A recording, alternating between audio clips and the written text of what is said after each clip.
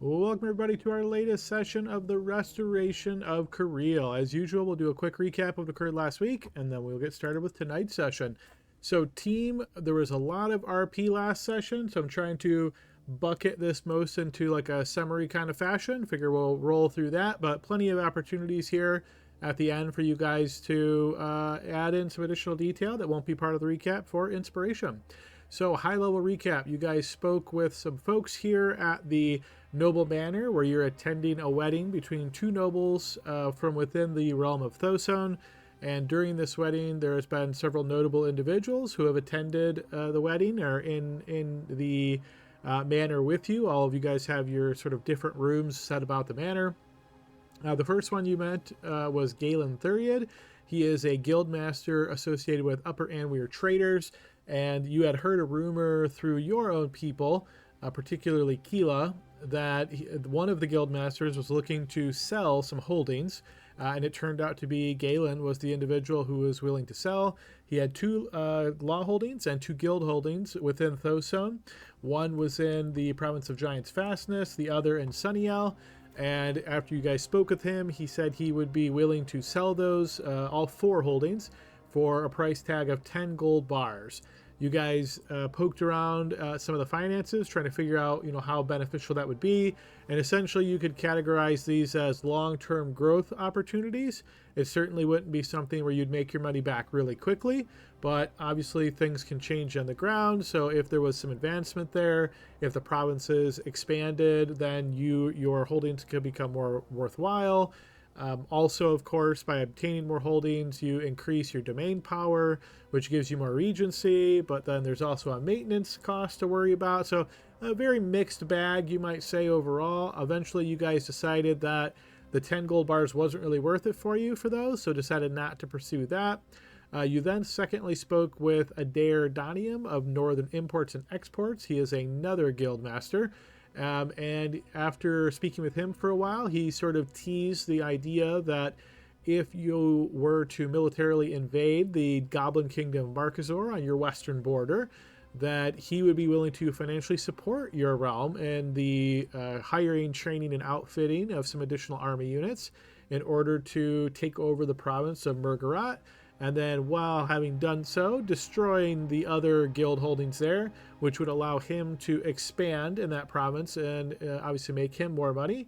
And he said he would, that would forge good relations between the realm of Cariele and then his outfit, and that would be something that would be beneficial to both of you. Some of you guys are interested in the idea of him financing some of your army units, knowing that war is very expensive, and thinking that you maybe deserve some retribution against Markazor after their attack on you previously. But once again, you sort of left that up in the air as maybe a possibility, but decided to then loop back and speak with Galen Thuriad once again, so essentially ask Keela to bring him back. And then Blixel kind of put the tax to him a bit and essentially said, well, we understand you have holdings in Murgarat, and those holdings might not be exactly stable because war could be coming to Murgarat, to Markazor as the kingdom. And then, of course, what would your holdings be worth there if war came and destruction and so forth? He originally had said if you wanted to purchase those holdings in Murgarat, he would sell them for 20 gold bars, letting you know that they are much more financially sound and worth more than his holdings in Thosone. After this tactic of Blixel, he said he would be willing to go down to 15 gold bars selling those. Blixel tried to push him even further, saying he hoped he didn't, waste out on this opportunity because it's possible they could just be quickly destroyed. And his final offer was that if you did decide to invade Murgarat and it looked like you were actually going to win, as in your soldiers hold it to the point where you can actually start destroying holdings within the province, he would be willing to sort of fire sale them to you at that point for 10 gold bars. But he also mentioned that should that event come to happen, if it even looked like you guys might be leaning towards a win, he thought that the guilds of Cariele would be willing to purchase those holdings from him for even more, is how he worded it. You guys left that essentially saying like, well, we hope you're not making the wrong decision and that your province or your holdings are still there kind of deal. So he left a little bit nonplussed, you might say. After some discussions within the Noble Manor, You guys had previously been made aware that the priest that was supposed to be performing the wedding service here between the two couples, or between the couple, I should say, had not appeared and seemingly was supposed to be there in the morning, hadn't arrived yet. You guys decided to take a trek into the capital city of Sunderland and see if you could track down that missing priest. So you made your way to the main church there in Sunderland, and it was locked up tight. You did find like an attendant there, a young man who didn't really have a lot of information, just said that the priest told him not to let anybody in, that there was a service going on. You guys listened at some doors, tried to hear what you could hear inside. Definitely heard voices. It almost sounded like a ceremony taking place. You couldn't pinpoint exactly what that was or what exactly was occurring inside. You guys decided to basically kind of wait it out a bit. And after a period of time, I think it was about an hour or so, if you guys waiting there was some overheard discussion from that same side of the building. So you guys made your way back over there and found that this woman who was dressed kind of oddly, like a lot more skin shown than you would expect from a priestess. And she had basically the center of her body, like right down from, say, neck all the way down to her belly button kind of deal, was just bare. And she had like this robe that was wide open. So you could think of this as like loosely fitting attire. Overall, just kind of a strange visual. But she explained that there was church business going on. Gordon tried to press her a little bit more on that. She was not wanting to seemingly answer much in the way of questions. In fact, she didn't even want to give her name when asked. She just kind of pushed past that pretty quickly. But when the incident of the father or the priest missing was brought to her attention, she said that's correct, that he will not be able to attend, but that she will make sure that another individual does arrive to take care of the wedding ceremony in about an hour or so. And the team seemed at least satisfied enough with that and made their way back to the Noble Manor. Once the team returned, making your way back up to your rooms, you guys had this opportunity to speak with the other cousin of the Baroness of Thosone, Clumine Thosone, who, as a reminder, he is a mage. The other cousin also a mage. They both kind of split source holdings in Thosone, to the best of your knowledge. He was very brief and to the point. You got the impression that he didn't necessarily really want to be there. It was kind of more like doing this as his duty kind of deal. He indicated that he would be interested in marrying the Countess of Cariele Milena, but he was not interested in marrying a non-scion. He said his bloodline, his family was very important to him, and preserving that bloodline was very important. Eventually, Gordon, I believe it was, sent the sending spell to Milena and essentially let her know of this information, and she was very terse in her response, saying she had no interest in marrying the cousin of the Baroness of Thosone. In addition to that, team, you guys were presented with your wedding attire, which most of you found to be quite goofy. It very much made you look like trees in a sense, as you guys were dressed in browns and greens, and your shoes were decked out looking like acorns. Tabards, unfortunately, were a little bit too tight, perhaps, or maybe just a little bit not broken in yet. And every time he moved, they kind of made a clickety-clackety sound. And so he decided to shed those off and wear his battle boots instead, which certainly got some eyes from the team that was trying to get you all ready. And of course, as you guys made your way down to the main area, similarly caught some attention that way. Once you guys got down into the area, you had a little bit of time to chat with other folks in attendance for the wedding, but you kind of all broke into your different areas here. Primarily, Blixel joined the band that was playing music for the folks here. Celine is trying to be a wall tree, as the joke was from last time, just in the corner there. Gordon was dancing in the center. We had Serena, who eventually was dancing in the center, and then Tavard also dancing in the center. Originally, Tavard was approached by the Chamberlain to dance. Seemed that she was mostly interested in dancing with the Lord Fomoriad, who Tavard is already familiar with, and struck up a brief conversation with him. But he didn't seem to be too interested, and so he offered Tavard up like the sacrificial lamb. The Chamberlain was happy to take Tavard to the dance floor. Serena has been dancing with a few different people. You guys have started with this kind of slow dance and then mixed it up into more of a high tempo dance. So you guys have been kind of, sharing partners, dancing around different folks. So that's where we left the team. You guys are in the middle of these festivities at the moment. Is there anything I missed there that anybody would like to add?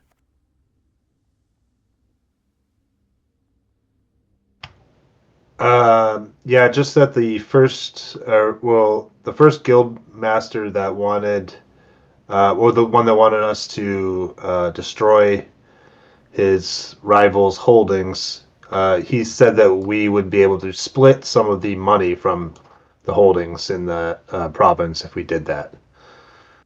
He did indeed. Yeah, go ahead and take inspiration, Blixel. That was Adair Donium from Upper and Weird Traders. And yeah, speaking about the province of Murgarat, saying that if you basically allowed him to expand by destroying his rival there, he would be willing to cut you in on some of the revenue that's generated.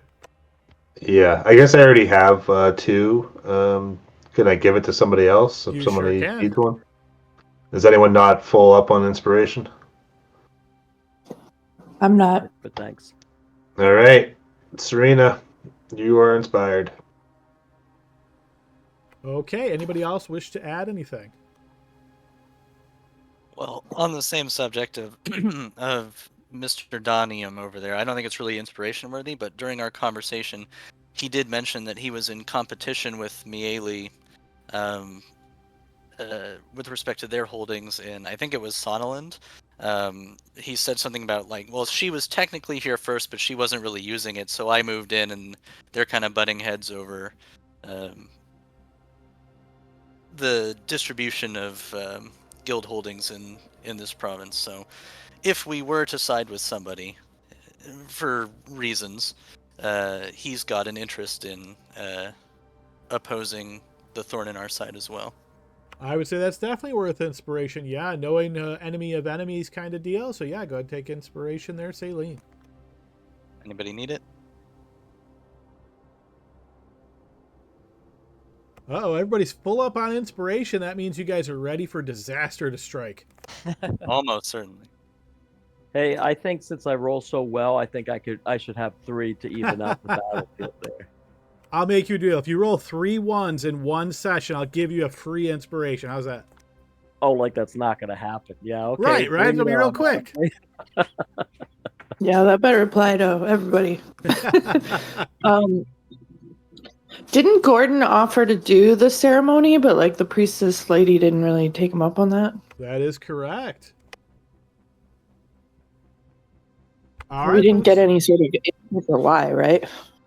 No, she was quite evasive in her answers. She seemingly wasn't interested in revealing too much. Obviously, she doesn't know you guys, so that may be why, or it might be her personality. But yeah, Gordon did make that offer directly to her, and she kind of just skated right around that, didn't address it, and said she would be sending somebody else.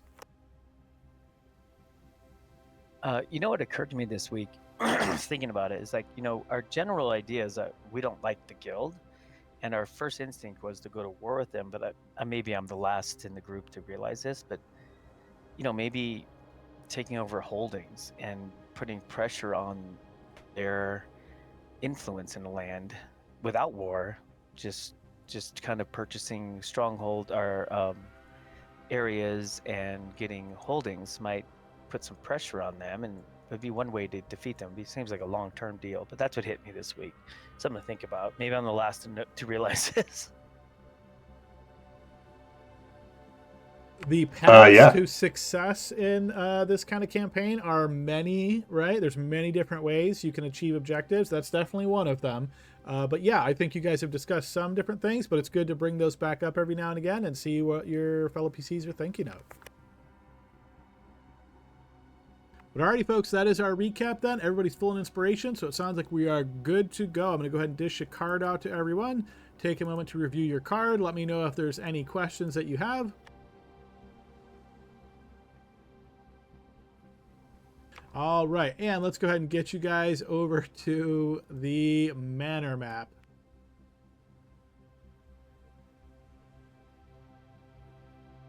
All right, so you guys are in the thick of it at the moment, and you guys are in the middle of the dance floor. You're dancing, having a fairly fun time here at the moment. So where you currently find yourself, Blixel, you're playing with the band.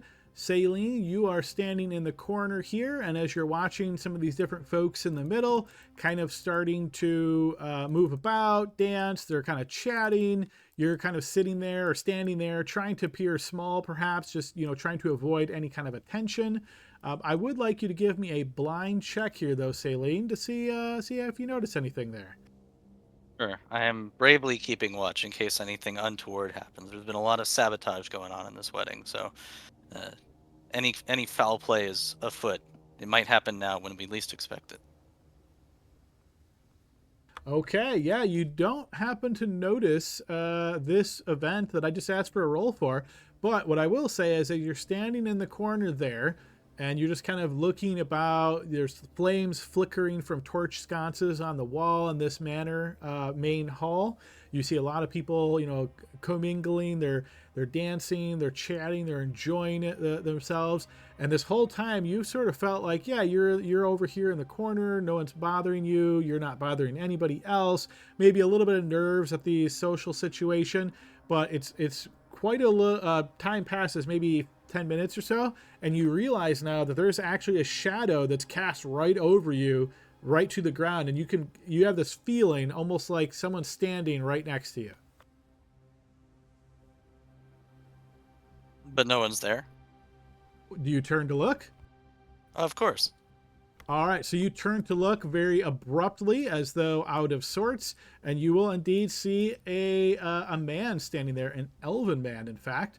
He is standing right next to you, and this shadow cast from the torch behind him. You are wondering how in the world he got there, because he wasn't there before. He didn't walk there, to the best of your knowledge. You didn't hear or see him. He's just there. You will see as you look at him very shocked, he just kind of turns and looks towards you with a blank face, and he will say, "Isn't it quite silly how they flash and flail around, and they call that dancing?" Oh, yes, I suppose. It's a bit up tempo for my tastes, I think. That's one Is way what of I would say. putting it. Trying to be diplomatic about it. Unfortunate that we have to stoop to that level. The sacrifices we make for the good of the realm. Right? You see he pauses for a moment. If you say so, have you found your sacrifices to be worthwhile in service to your realm? Um, in some ways, yes. In some ways, no. There's a lot to be done, and uh, it never Your really tongue is stops. But far too guarded. You have spent much too much time among the humans. I'm sorry. Uh, who are you? Are you the diplomat from Torheville? I heard was here. Diplomat might be going a bit far, but yes, I am from Twerhiaville. My name is Slavine Whiterain. Nice to meet you. Céline de Cerilia from Cariele. You see, he actually looks to you once again. Human name as well. That is unfortunate. You should embrace your elven heritage. It's always had my interest, but I never knew my father. I was born and raised in the human lands, as you say. But yes, it would be important to try to do that if I could. You see, he actually, like, his face flushes. You get this sense of, like, a great rage filling him. You mean to say that you were raised only by a human and have never known the elvish way of life? Oh, I'm sorry to cause offense, but yes, I don't know what happened to my father. My father was the elf in the relationship. I've never met him. He seems to instantly calm down and return to exactly as he was before. It is very unfortunate that that took place. Have you never sought out your own kind? Never come to visit us in Twerhiaville?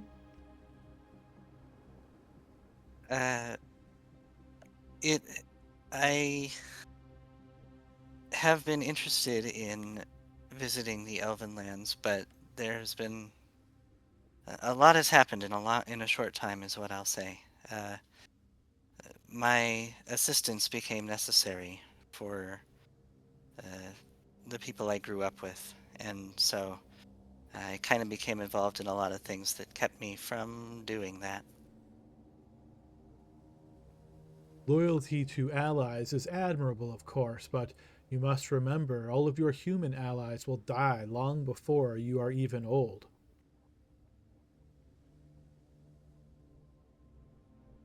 That that is true. Yes, I suppose. You should seek to spend time with your people. An invitation to join us in Twerhiaville is yours, if you should ever wish to come calling. Uh, that is a generous offer. Is there? Should I leave you like my contact information? Do you guys have ways of finding us? Surely you do. You lived a long time. If you wish to visit Twerhiaville, you are welcome to enter our land. Once there, simply speak your name to the trees, and you will be escorted to see us. I will keep that in mind, and it's a generous offer. Thank you. He pauses there momentarily as suddenly the band takes up a different song at this point in time. Blixel, as you're there playing with the band, you notice them all kind of like looking to each other and they're doing this like instrument swap. And you can see some folks picking up these like small violins and they get ready to start playing them. This is not a song that you're particularly familiar with, but you can certainly try to join in.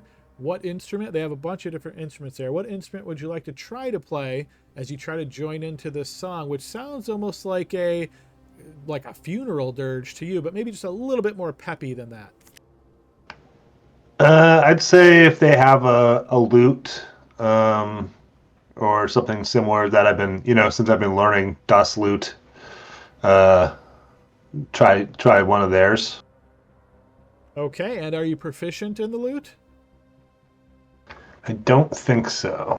All right, throw me a blind check and we'll see how well you do with the lute. Yeah, because like drums are not really what they're doing right now, right? If you wish to play drums, you could. Again, you're not sure how good a drum would go with a funeral dirge. It's kind of like a whimsical, low energy, like sad kind of song. So you can play almost any instrument if you're good enough, right? But you don't think drum's the first one that comes to mind. Okay, so I'll try the lute then in that case. Okay, fair enough. Yep, blind check on that. Yeah, you pick this up very naturally, Blixel. You're having no real issues getting this going, and you feel like you're starting to match the rhythm and the methodology of their singing here. It seems like it's going well. They're tunes, and actually you notice one of them stands up and no instruments in hand. He actually starts doing this. It's kind of a low, almost like a chant or a droning. It's not really singing, but it's definitely got a vocal component to it, and it's more like echoing words out over the tones of the music. Back in the corner, Slavine will look towards you, and he will say, this perhaps is more my speed. Do you wish to join me and let us show them how it's done? And he'll extend his hand to you.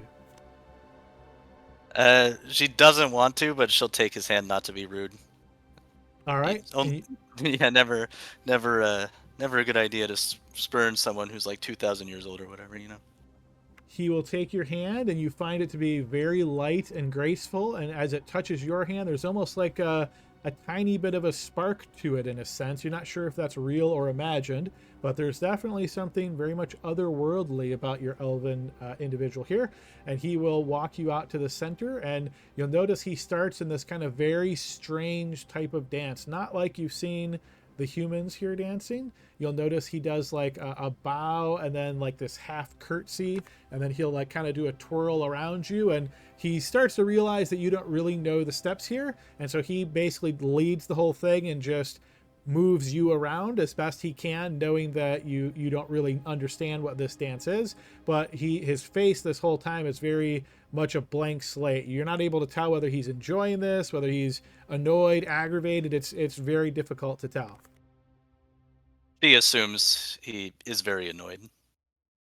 All right, fair enough. So as you are in the center now dancing around, and Blixel is picking up the tempo here with this song and creating this kind of sad bit of music, Serena, as you're dancing, and there is this change between the first song to the second song, more back to this kind of slow beat, you find yourself face to face with Derek Thoson, which I'm not sure that you actually met yet. I don't believe you did, right? If I wasn't in the room when I was out. All right, this is Derek Thoson. So yes, I think that's correct. I don't believe that you have actually met him yet.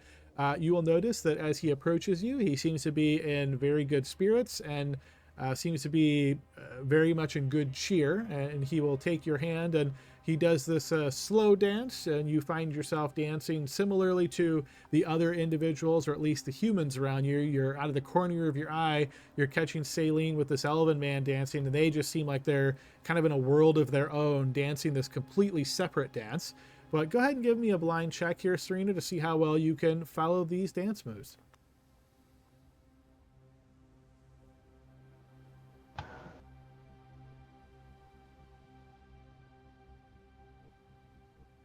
You seem to be an absolute natural at this, Serena. Every step that he is making, you're already one step ahead of him. You notice he keeps looking very surprised. Like everything he tries to do and take you in a different direction, you're kind of already going in that direction. And you notice this little smile on his face keeps growing as you continue dancing with him in the center. This goes on for another couple of minutes, and once this song begins to wrap up, you'll see he actually puts his hand like on your lower back, and he'll pull you a little bit closer, and he will say, "Oh my, you are a very good dancer, Serena. That was amazing. Oh, apologies if I should be calling you General, but that was quite fun."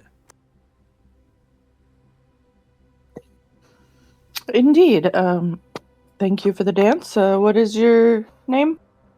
Oh, apologies for not introducing myself sooner. I am Derek Thoson. I am the cousin of the Baroness here in Thoson.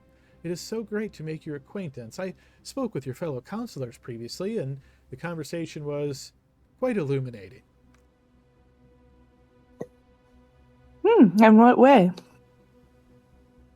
Oh, they were speaking about many different things, some of great interest to me, I must say, greater now. You see his smiles again. Would you be willing to accompany me on a short walk? I would love to show you something I think you might find very interesting. Sure. Excellent. Let's promenade.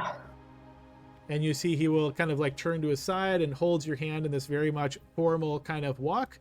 And he will walk towards the exit of the manor house. You'll notice that there are some guards standing nearby, and they kind of like glance at each other. And you notice one of them kind of snickers. And you notice he then looks at that guard and says, "Well, open the door." And the guard says, yes, my lord, I'm sorry about that. And you see he says, opens the door. So Derek will lead you out from the manor house, and kind of in this area on the outskirts, you'll see he walks you about a 5-minute walk or so. You're walking in the early evening, so it's sort of the really nice weather at this point in time. Again, it's a cold overall weather, but it's about as warm as it can be in the day. There's not like snow falling or anything like that. He will escort you to this area, and again, after about 5-minute walk or so, you see these couple of larger townhouses also on the outskirts of the capital, and he'll say, here we are. Here's my townhouse. Please let me show you inside. I think you'll be absolutely fascinated to see this, what I'm about to show you, based on what I understand. Wait, how far are we from the wedding this morning? About a 5-minute walk. So think of this as like the wedding's like in a manor, right? That's like on the outskirts of the town, and he's basically walked you to another manor that's about 5 minutes away from there. So it's a little bit far, but yeah, I mean, it doesn't feel like murdery vibes, I guess is what I'll say.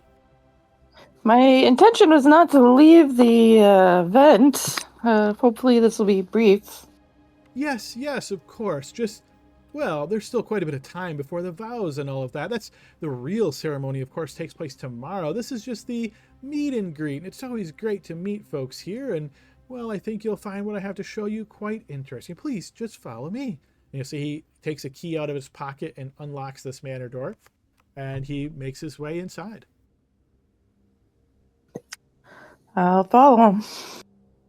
All right, you find yourself in a pretty luxurious kind of manner. You hear the sound of a little bit of movement, and you notice a face kind of peeks from around a corner, and it looks to be a woman dressed in like servant's garb. And you'll notice Derek just kind of gives the servant a nod, and then the servant just kind of goes back to her duties.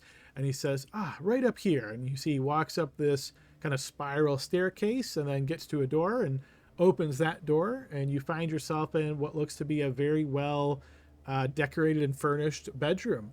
And you see as he enters, he says, yes, right here. I think you will find this most interesting.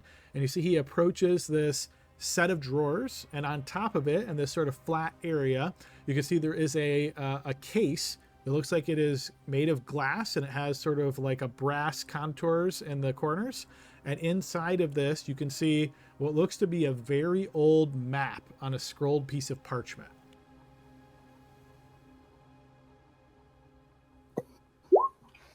What is it I'm looking at here? And you see he smiles and he says, a question that shows quite a lot of wisdom. A piece of paper isn't simply a piece of paper, is it? This, believe it or not, is a magical artifact. It has quite interesting properties. Have you ever heard of, well, perhaps you haven't, but are you familiar with history? Do you know your history, General? Oh, a bit here and there, but I leave the bulk of it up to other members of the council who keep us updated on the important context for the world that we live in now. That is so witty. Yes, well, that makes sense. We can't all be masters at everything, of course, but I shall fill you in on this tidbit. You see, this map here was made by the wizard known as Andolin. Perhaps you've heard of them, perhaps not. Quite a long time ago. In fact, there was always been rumors about Andolin, whether he or she, lost to history exactly, was the friend or the consort of Michael Roll. If that probably doesn't ring a bell to you, Serena, you can make a blind check here to see if that makes any sense to Serena. Yes, Serena would like to see if any of these names make any sense.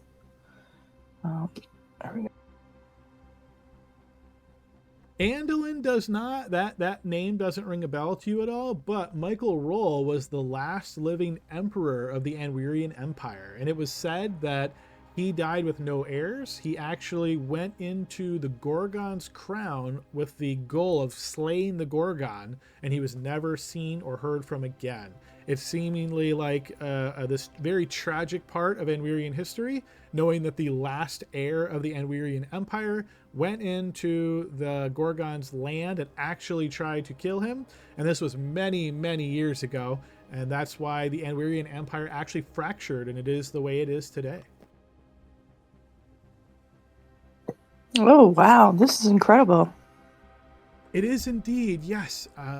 And you see he puts a little key in this glass case, and you see he opens the top, and he's like looking down inside of it now, and he says, can you imagine all of the events in life that have passed since this was here?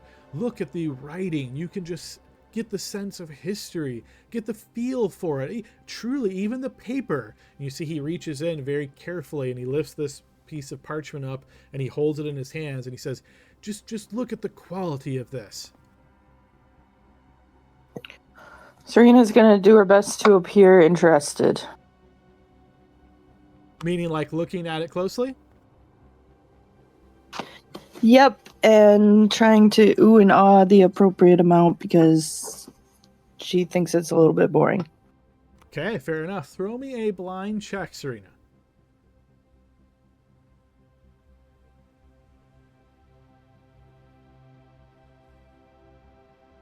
Okay, so as you're looking at this map, you find yourself very much enamored with the quality of the pen stroke, the line, how this was drawn up, how it was decorated. It's so simple, so basic, but there's something almost ethereal and quality about it. You can see the lines, you can almost visualize the actual location that this map is trying to bring to your eyes. It's so strange, in fact, it's sometimes you're looking at just lines, two-dimensional lines, but you almost feel like you can see the walls that these represent, and then you can actually see walls. And you blink and you look around and you realize you are in a massive room. Derek is no longer standing by you. You see a massive room all around you with 5 exits seemingly coming off of it as you stand in the center of this room alone. Hello? Does anybody respond? Not immediately, but go ahead and throw me another blind check. I'm trying to see if it's just like a visual like hallucination that the map gives you, or if I've actually moved elsewhere. It is very quiet here, but you think you can hear sounds coming from your north. Almost sound like a squelching sound that you just heard for a brief moment. Okay, so definitely no response to my former companion. So I'm going to say, God damn it! All right, you say this as you're staring in this very large room and kind of looking around, not sure exactly what to do. We will shift back over to the wedding quickly. Tabard, you find yourself dancing in the center here as well. You've danced with a few different individuals here. Most recently, you actually danced with Keela, the attendant that came with you. You weren't even sure if she was going to be like at the wedding portion of this, as she was sort of just your assistant, but you can see that fact kind of also weighs on her. And as you're dancing, she just kind of whispers in your ear, "Oh, they told me to please join and come in, and I told them I was real busy, I had stuff to do, but I hope you won't think it unprofessional of me, counselor. I really dragged me right in." Oh, I'm just glad that I have a friendly face here. I thank you for joining it. It makes me more at ease at these things. As you know, I don't exactly fit in.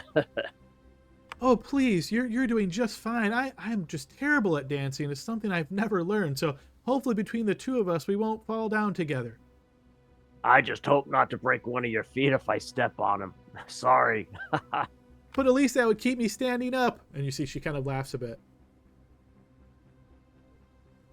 All right, as you guys continue dancing in the center here, eventually, as the song changes during the performance, Tabby, you notice the Chamberlain once again is across from you, and she has this very, what I will call, political smile on her face. You don't think that she's upset or angry, but you could tell it's definitely a forced smile to make it seem like everything is going super great when, maybe she's just having an average time kind of thing. This continues for a while, and then Gordon, you find yourself dancing with different folks as well, and eventually you find yourself across from Keela as well, and she seemingly repeats the same apology, letting you know.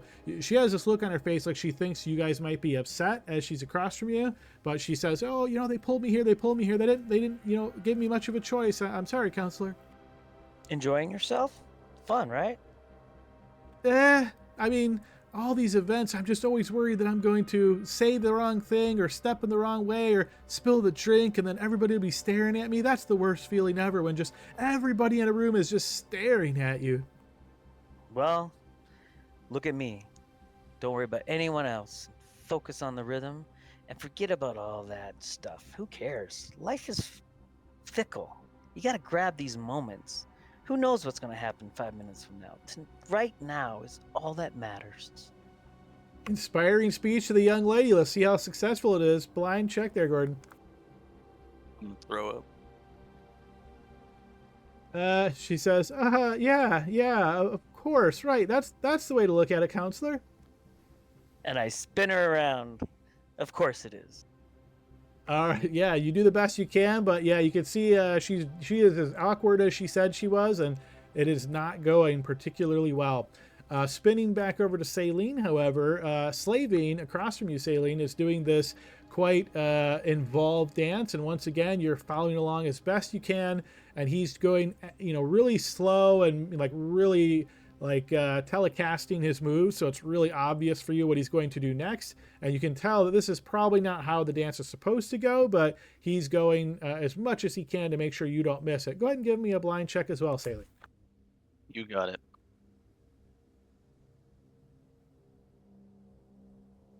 All right, and even with him doing everything that he can to assist you, I would and like to guide you- spend an inspiration. Please do. That was a 2. Okay. Where am I? Where is my character sheet? Yeah, and then you'll burn that on your sheet, and then you'll just roll me another blind check. Yeah, I would like to roll a blind check. Okay, yes, you are following along quite well. In fact, this is, you think even if he wasn't being so obvious of what you should do next, that you're actually starting to get it. Maybe the rhythm finally did get you, and now you're picking it up. All right, this goes on for perhaps another 10, 15 minutes or so. When you guys the music kind of slows down a bit, and you notice people kind of break to their separate tables, and they're grabbing refreshments once again, nibbling on like finger foods and that kind of thing. And then you notice scurrying through the doorway, you see Derek once again making his way back into the main hall. Once he does so, you see he kind of scans around, and Saline, he moves up to you quite quickly, and he snaps his finger and he says, you're Saline, right? Oh, yes, Lord Thoson, right? What can I do for you? Yes. Gather your companions and please follow me. I'm afraid that we have a bit of an emergency. Yes, right away. Sorry. She nods to the elf guy who's. Am I still like dancing with him? So you guys have separated at this point to do like refreshments and things. So he doesn't really say much as you guys split. He just kind of does this formal slight incline of his head and then parts ways with you. Okay, yeah. Then I will go gather. I guess Gordon and Tavert are the closest ones, and then we'll try to flag Blixel down as well if he's still up on stage or whatever. I think Blixel will, like, once the music is dying out, will thank the band for letting him play and offer them, you know, if they want a gig or something when they come to if they come to Cariele. Like a collab? Yeah, come play. Do like a night on the town or something like that. So he thanks them and then tries to rejoin his companions. They thank you as well and let you know that they'll put you as a featured artist on their next drop. All right, good deal. All right, so as you guys are quickly kind of scurried up into the corner, you notice Derek Thoson there, and he says, "Oh, I'm so sorry. Something strange happened. Please follow me. Do you have all of your belongings, the gear and stuff that you take out in adventures, and all of Serena's gear as well? That would be very helpful." What? Not Run away. on us. They Can should be you up in our get rooms, it? right? We can. What did you do? What's It's going on? very unfortunate. Just we don't have much time. Grab it as quickly as you can, and then please, we've got to go. Yeah, let's go. Thank God I could take these acorn shoes off. You mean I don't need to keep dancing? Yeah, thank God. Let me go get my hammer. Can I make an insight check on this guy? You See can, if yeah. he's, Throw me a blind check.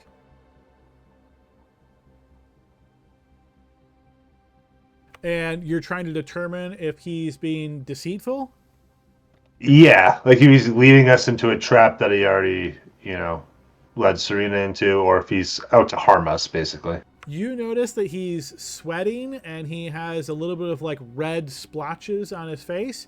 You get the distinct impression that he's both nervous and very embarrassed. Performance, huh? Performance problems happens to the best of us. I don't know why we need our adventuring gear for this, but all right, I'll get it. Oh my god. It's a red alarm, full fire emergency. What are you talking about? Doing a bit while Serena's dying. All right, you guys scoop up your things from upstairs, taking you 5 minutes or so to get all of your stuff ready to go. And one of you grabs onto Serena's stuff as well. you notice that your like attendants and stuff kind of like trying to flag you down. And what's going on? Why are you changing clothes? But you guys are in a hurry, knowing that there's some danger on the line. So you stifle them as much as you can and scurry out to meet Derek. And he quickly walks you out of the manor house and starts walking you away. And as you're getting a bit of a distance away from the manor house, he'll say, something very strange happened. I took Serena to see a precious artifact of mine, and I just something very odd occurred. I don't know how, but well, she I think she got sucked into the map. But I'm hoping that you can go in and bring her out. So, Oh. side note, when I was watching Bridgerton, like it is like you're almost married if you take the female away and no one watches you. Is it like that kind of commitment? Like you shouldn't have been alone with her, kind of thing in this world? Not so much. I guess what I would say is that this world, I don't want to call it like progressive, because it's definitely not that to that extent. But at the same time, like having a woman general, for example, is a very impressive and probably unusual thing. So you don't think your average noble would think of Serena as being just like a lady in waiting or something like that. Mm. What map are you talking about? Well, it's a magical map. In fact, it was written by the great wizard Andalin. Perhaps you've heard of them. They said that they were, he or she was perhaps a friend or maybe even a consort of Michael Roll. What's magical about it besides sucking people into it? That's a good question. Well, you see, the map sometimes would change and it would show different areas and different places. And, well, I'd always heard great rumors about this in the past, that it would always show you locations where very notable items of legacy were stored. Things like magic items or things like books of historical knowledge that can't be found anywhere else. And, well, the map was showing one area. I've seen it before, months ago when I looked at the map, but it's not always on that image, but this time it was. And I was showing it to Serena, and wow, she was just incredibly impressed with it. I could tell she was really enamored. She loved it. She was looking at it and she was just really into it. So excited. I was thinking this is going really well. And then she was suddenly gone. I know you're talking to him, Blixel, but I'd like to get more involved here. So might push you out of the way, and I might put my hands on him, Adam. As you guys are walking? Yeah, I'm gonna get close to him. You'll see he does turn and look at your hand. Just don't forget he's a powerful wizard. I'll walk up to him and say, "Look." Are you trying to stop him, just to clarify, Gordon, or are you walking and talking? Yes. I go, look, you brought a council member from Cariele to look at a magical map, and you're telling me that she was so excited about it. What was your intentions of showing her this map? Speak plainly, please. And you see he stops, says, I don't really think we have time, counselor. Time could be of the absolute essence. If she is in the map like I suspect, she could be in danger right now. Do you really want to waste this time discussing it? Yes, I want to waste 15 seconds. Tell me, what was your intentions? Well, of showing I'd her always this map? heard that she was an adventurer, and she said she was a general, and she was very interested in combat and war and things. And, well, this map, as I said, it's known to house various treasures, or at least show you where they are. And there was a particular one, this suit of armor, that I thought she would find incredibly fascinating. And if it would actually appear on the map and I could point it out to her, I thought she would just be, well, incredibly impressed. My eyes will dart from each of his eyes back and forth, and I'd like to assess that, please. For truthfulness. You are confident he is being truthful. I'll pat him on the shoulder and I said, well then, let's go get her. Yes. You yes, thought the indeed. way to Serena's heart was a map? Well, a map to very important adventuring items, right? Magica. And you see he's like scurrying away again already. I thought she would be very interested in such things. Next time, show her an axe or something. Let's go. Come on. Well, that would have been if things went well, but just let's go. And you see he hurries into the manor and pushes in. And Great axe. It would be a great axe. Makes his way up the stairs, pushing through. And sure enough, you see this glass container and this map there.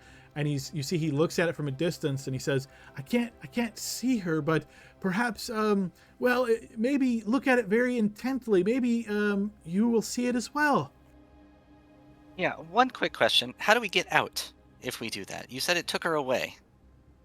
Yes. Well, about that, understand that I've never been in before, but from what I understand of how it works is that there's always 2 exits to every of what is displayed on the map. There's always stairs going up and stairs going down, and either one that you take, you'll be out. That's how it's supposed to work, at least. Oh, and now that you're asking that, anything that you bring in will just come out with you no matter what. But the stuff that you bring in with you will only come out if you find one of those exits. If you don't, it stays in there. Does that make sense? What makes sense is that you come with us. Well, let's see. I suppose, well, why don't you look at it and see if it works? I've touched it before and I've never been sucked in. Maybe it doesn't work on me. All right. I'm going. Blixel grabs it. Yeah. Yeah, me too. Hell yeah. All right, you grab it. It feels like a piece of paper. You start looking at it and looking around, and Blixel, sure enough, on the map in this very large room, you see like a little stick figure. And as you look really intently at that stick figure, you notice little tiny red lines where the head would be. And you start realizing that's red hair. Is that Serena? And then you see her view starts to become more and more focused in, and suddenly she's right in front of you. And you are in a very large room.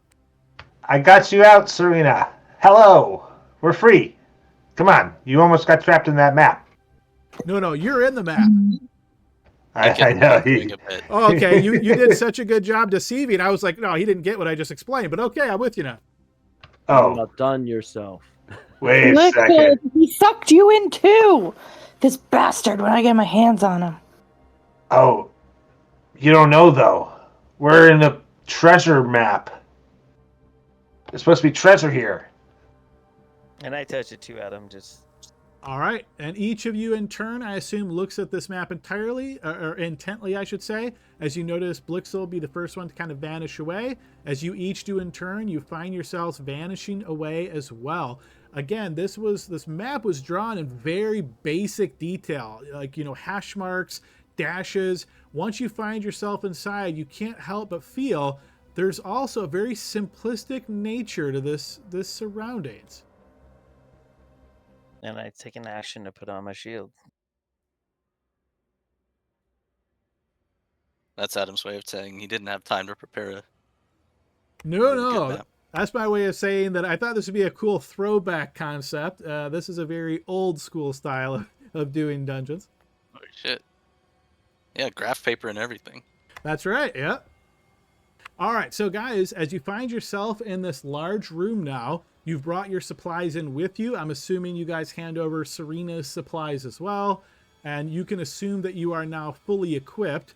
For the sake of this as well, once you transport into this location, you essentially would be washed of any debilitating effects and find yourself as you would normally be. By that, I mean, if you have weariness right now, you can reset that to 0. And if you are missing any HP or spell slots, you can restore those as well.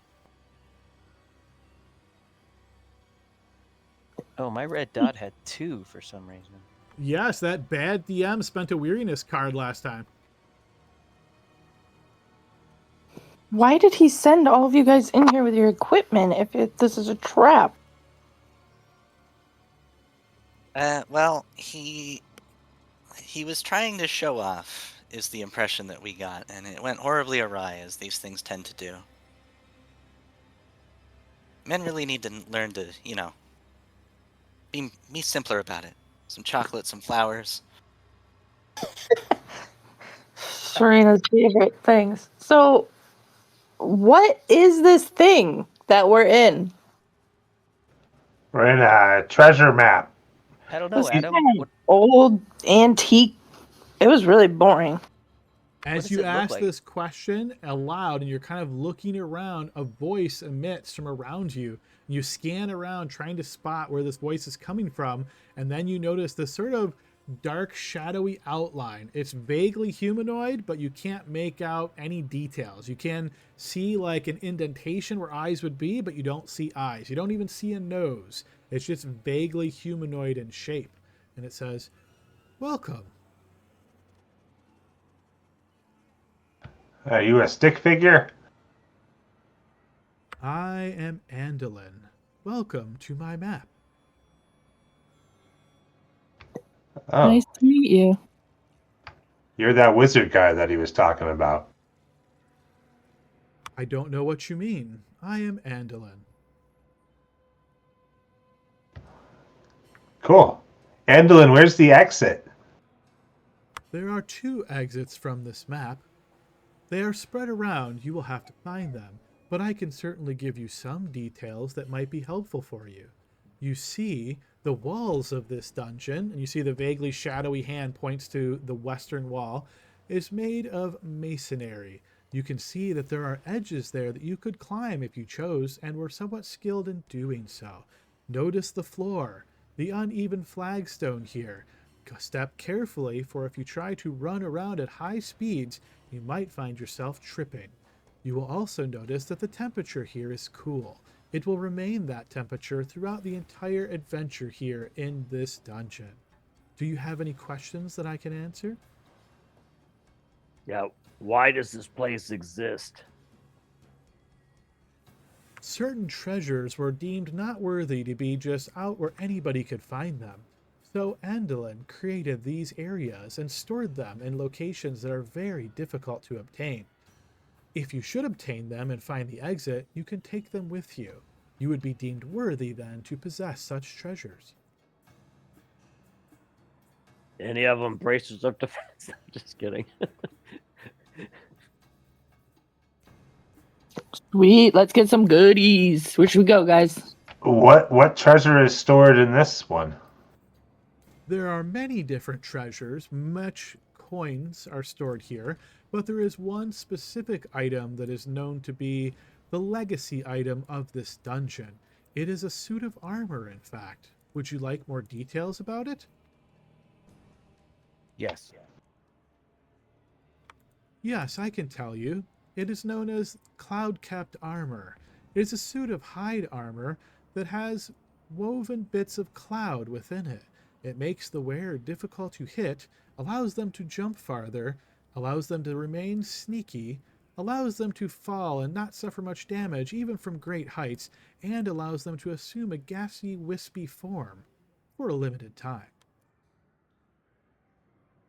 Cool. One last bit of advice. It is highly recommended to secure the exit first before doing much in the way of exploring. You will find the opponents in this dungeon far too strong for you to just defeat all of them.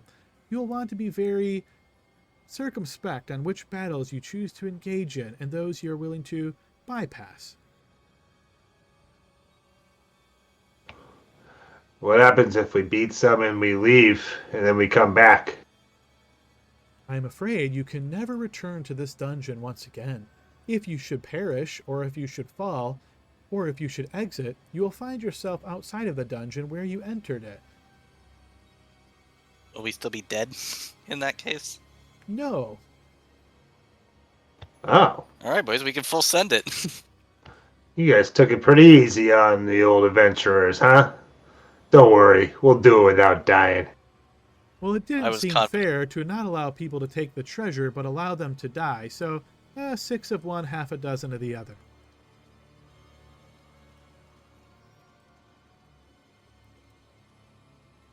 Do you have any other questions before I return to simply watching your progress? Yeah, just kind of a thing. I'll look at my comrades. So, how do we secure the exit? Maybe was confused on that. I can point. repeat doesn't those wanna tell us. instructions. There are two Yes, thank you. exits. There are 2 exits. One is a set of stairs going down, one is a set of stairs going up.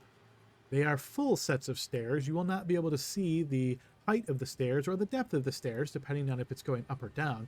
But that is your indication that if you were to take those stairs, you will be traveled out of this location. Once you leave, you can never return. If one of you leaves and the others remain, you could do that if you choose, but of course, the difficulty is much more high if you have less people. Great. So, where are these stairs? They are located within the dungeon. There are 2 sets of them, one going down and one going up. He's not going to tell you, Gordon. That's part of the fun. Fine.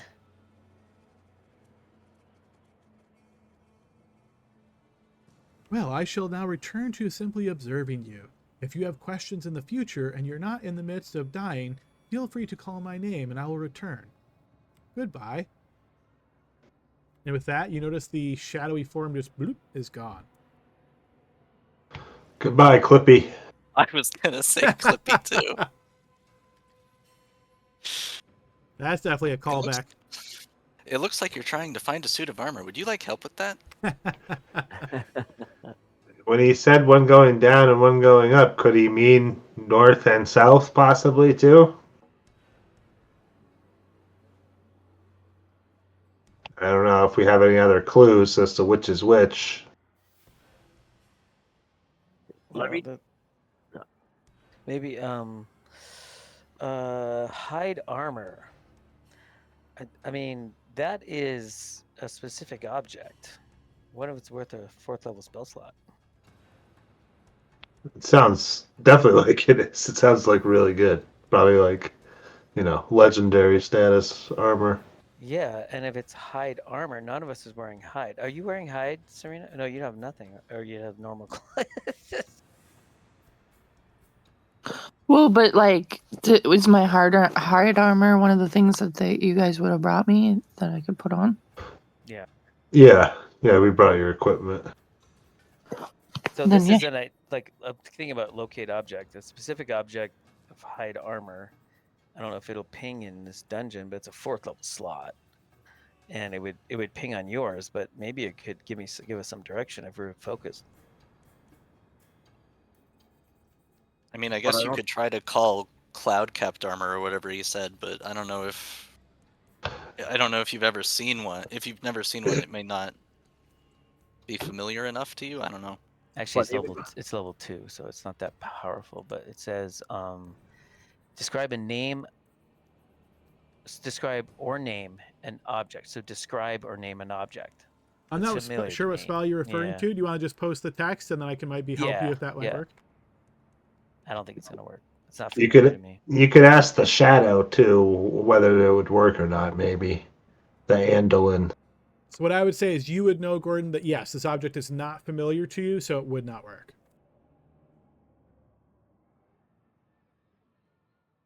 But even if it told you it was in the northwest, for an example, that doesn't mean you'll know which door to go through to get to that area. Thanks, wet blanket. You're more than welcome. Do all the doors look the same? So we'll No. start looking at them all. No, they do not. So yes, feel free to ask questions about what things look like. Obviously, you're seeing a very simple graphical description or layout because that is essentially what the map looked like. So let's see where you're at right now. The west door is a stone door. That door to your south is a wooden door.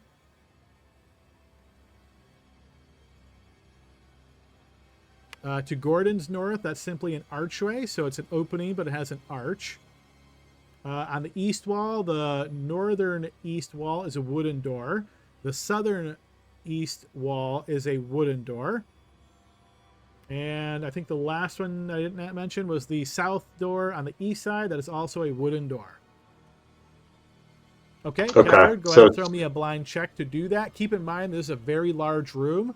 So are you trying to search the entire room or just like the 10 by 10 section that you're in? For right now, I'll just, I'll go up here and check just because I find it odd that, just in case the room was somewhat similar, right? I'll come up here and check this area. All right, throw me a blind check. I'm going to assume you're spending about 5 minutes searching that 10 by 10 space.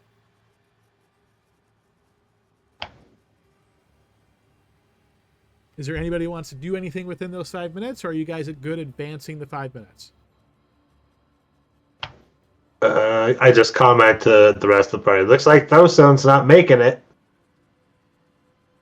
Yeah, big surprise. Exactly.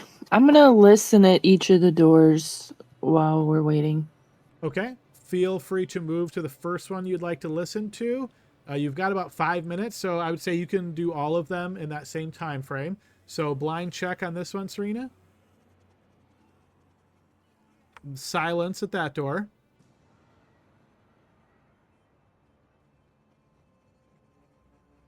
All right, blind check to that one.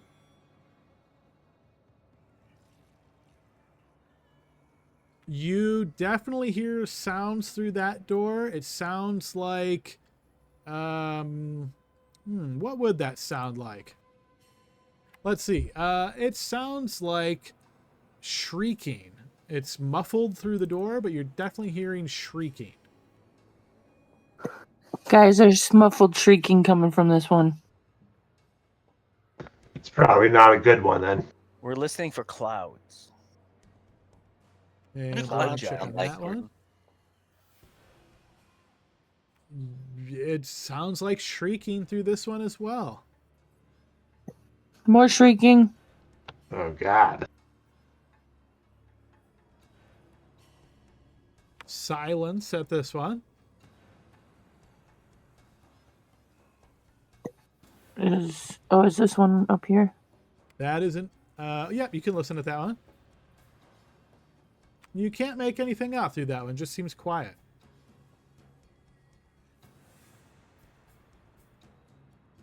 Is this a door? Because it seems like it's open. It is open. That is simply an archway. There's a door behind it though. What's on the arch? All right, Serena, as you step into there, so Tavern, at this moment, you're still searching the wall. As you step into that area, you notice a creature close by to you. It looks like a mass of flesh with multiple mouths breaking off of it. Even the mouths seem to have mouths within them. As you move to that space, it has certainly detected you, and you are shocked when you see that, but you steel yourself and get ready. However, there is actually another creature in this room that is kind of like up against the wall, and you weren't able to make it out very well at first, but now that you're standing here and it kind of unfurls from the wall, you can certainly see it. Well, we're going north, boys. Hey, excuse me, so sorry to interrupt. And back up through the arch. They go, yeah. Do you any stairs back there? You're thinking those thoughts as you see this other creature. Just to give you a brief kind of idea of what this looks like, it's like a mound of darkness with tentacles and a massive maw kind of stuck to the side of the wall. Yeah, it doesn't look pleasant at all. But I'm going to go ahead and throw everybody into initiative. Is it safe to say these were the squelching sounds? Yes, I would say you are now connecting that creature on the ground. That flesh mound is the squelching sounds. I seem to have disturbed some folks in here. Sorry, guys. Very clever. At least we have a place to go. Okay, I just so had to open the door. we'll move to the top of the round with Tavern. You're currently searching the wall. You hear Serena call this out. What would you like to do?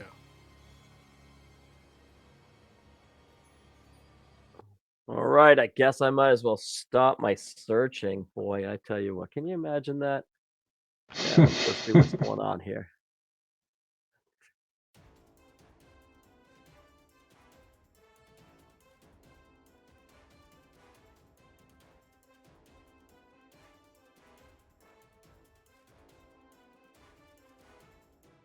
Actually, I'm gonna tell her, bring him out here. We'll get him.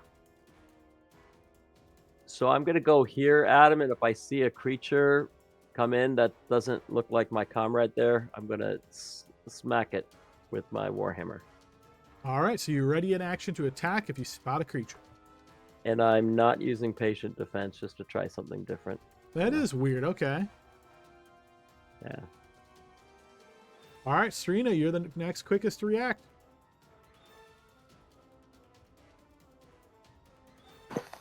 So sorry to disturb you. I'll be on my way. Back up. And I'm gonna say the one. I don't know if it can fit through this archway. And... How many are there? Oh, there's two. There's one big one, but they're ugly. And the one should fit through the doorway, no problem. And I'm going to hold my action to swing at either of them should they proceed through the archway as well. Or attack. Okay, ready to action as well.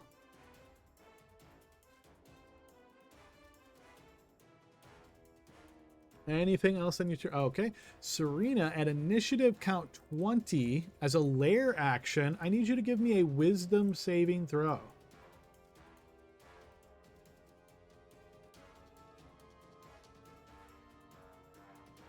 All right, Serena. So as you're making your way... Oh, sorry. Did you want to Hold do up. anything on that? I do want to do something as a cleric ability. A twist of fate. When you yourself an ally 30 feet. Oh no, not that one. Wait a second, I still have weariness. How Yeah. did I looked at my little red dot and it didn't have any numbers. So where do I remove that? Oh, it looks like your red dot is not set to weariness. Let me set that to weariness, and then you should be able to clear it. I'm going to double check everybody else's, make sure nobody else has that issue.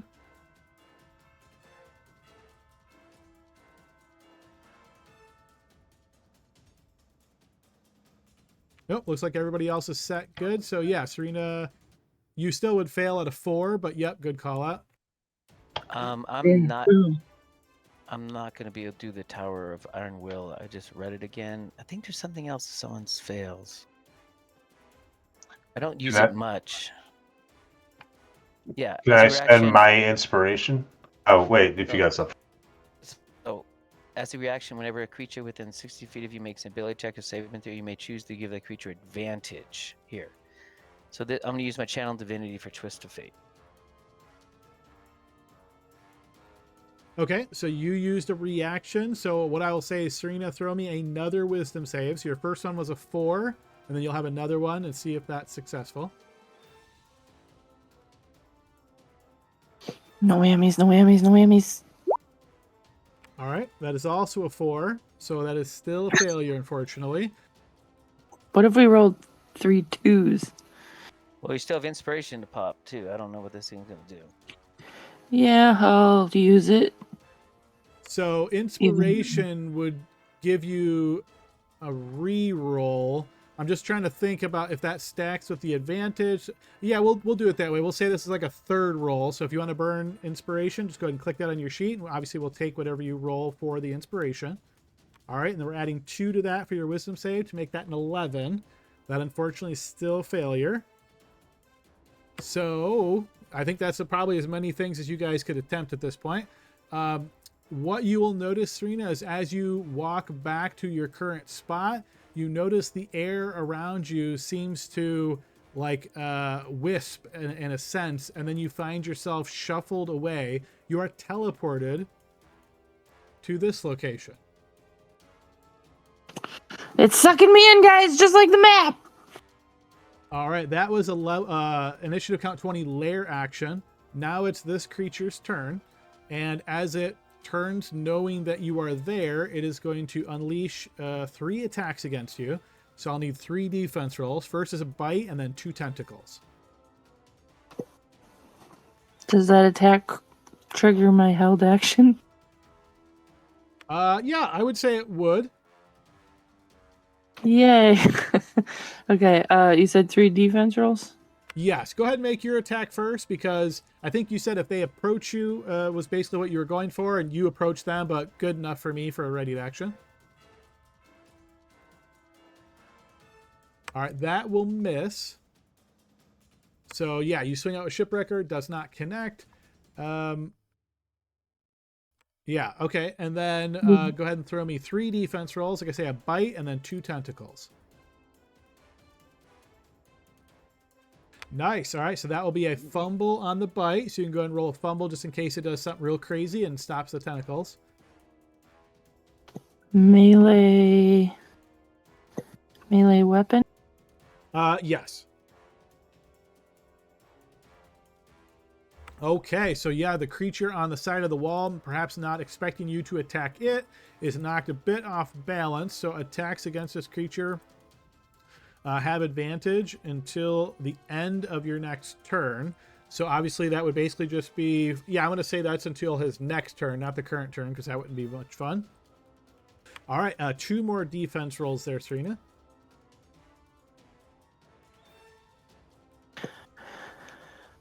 Do I need to... I'm sorry, I ask this every time. State that I would want to use like a luck point if any of these fail. Yes, yep. So you can say that if you're hit, you're going to burn a luck point to re-roll your defensive roll. I'm trying to remember, though, luck rolls, I don't think we apply those to defense rolls, right? Let me pull up our luck handout.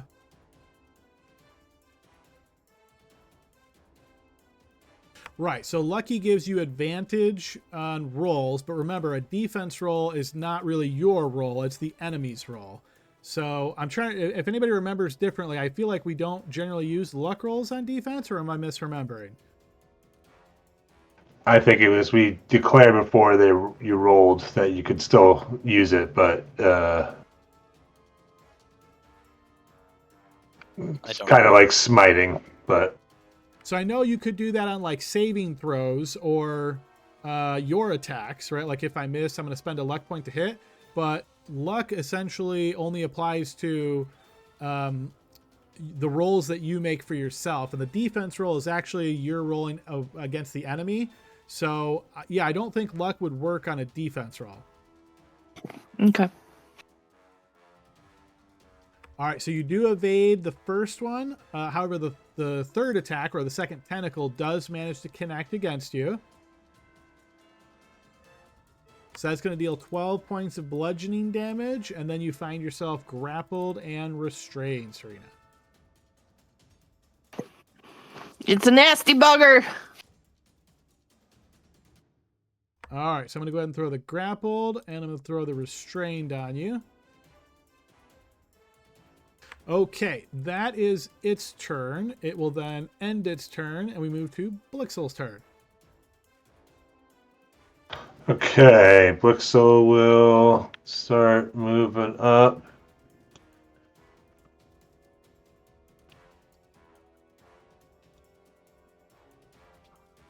And not seeing anything, he is going to dash.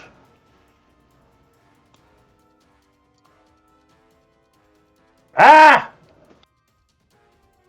Found it. And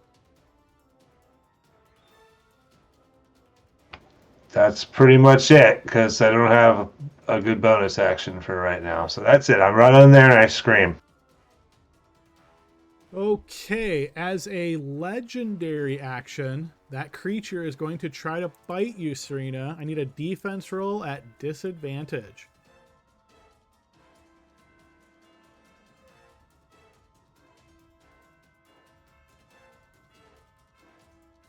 That bite is going to connect, piercing into your skin for 18 points of damage. Saline, your turn. All right, we're going to start moving. Going 5, 10, 15, 20, 25, 30. That's as far as I can go. That's not helpful at all. But the squishy wizard doesn't want to dash into the unknown, especially with cosmic horrors afoot. So what we're going to do, because Blixel's right there and might be targeted next, and I can't see Serena, we're going to use my once per day cast of Protective Ward from the scroll on him. So I think that's... I don't remember what the 1d4, so 3d4 plus 4 temporary hit points to you. So 7 plus 4 is oftentimes 11. So 11 temporary hit points to Blixel, and he cannot be critically struck while he has those hit points. And that is a bonus action, so for an action, I will dash and just pop back around the corner. Try to break line of sight if anything comes from that direction. Okay, as the next legendary action of the creature, Serena and Blixel, you'll notice as the creature becomes translucent. All right, then we move to the other creature in the room. As you are next to it, Serena, you start to notice that as it begins moving, the ground around it seems to be changing from like a solid cobblestone kind of ground to a dough-like substance. It rolls forward into you as best as it can, and it is going to attempt to bite you. So I'll need a defense roll at disadvantage. This one you manage to fight off. You are not struck by it. Then it is going to attempt to... It spits this spittle out of one of its many mouths. And it is going to go... Yeah, it is going to fire this spittle here. When it explodes from here, it hits everything in this area. So it's going to hit both Blixel and Serena. It technically hits this creature, but it doesn't have any effect upon it. I'll need you to give me, both of you to give me dexterity saving throws, please.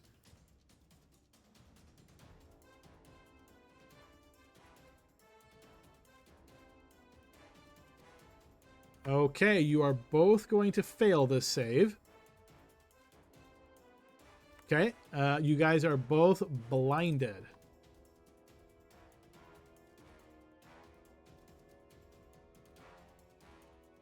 All right, just throwing those conditions on you guys. Okay, that is its turn. After its turn, as a...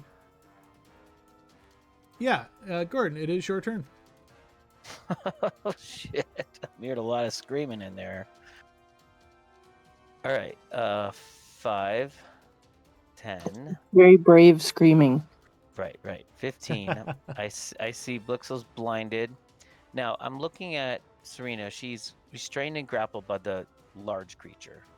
I can see the creature. If I were to, this is kind of a rules, if I were to attempt and be successful to banishing the large creature, because she's grappled and restrained, would Serena go wherever I sent this creature, or would Serena would be a forced movement on the creature that Serena would be free? So you would never banish two creatures unless the spell says you could do that. So if you banished a creature and it was grappling someone else, they would be free from the grapple. I would have to read the exact wording on banishment, because just as a reminder, the creature's translucent right now. So yeah, you cannot technically see the creature at this moment. I could banish Serena. You could. I've never done that before, but she's blinded too? She is blinded, grappled, and restrained. Oh, fuck that. All kinds of bad stuff is happening over there.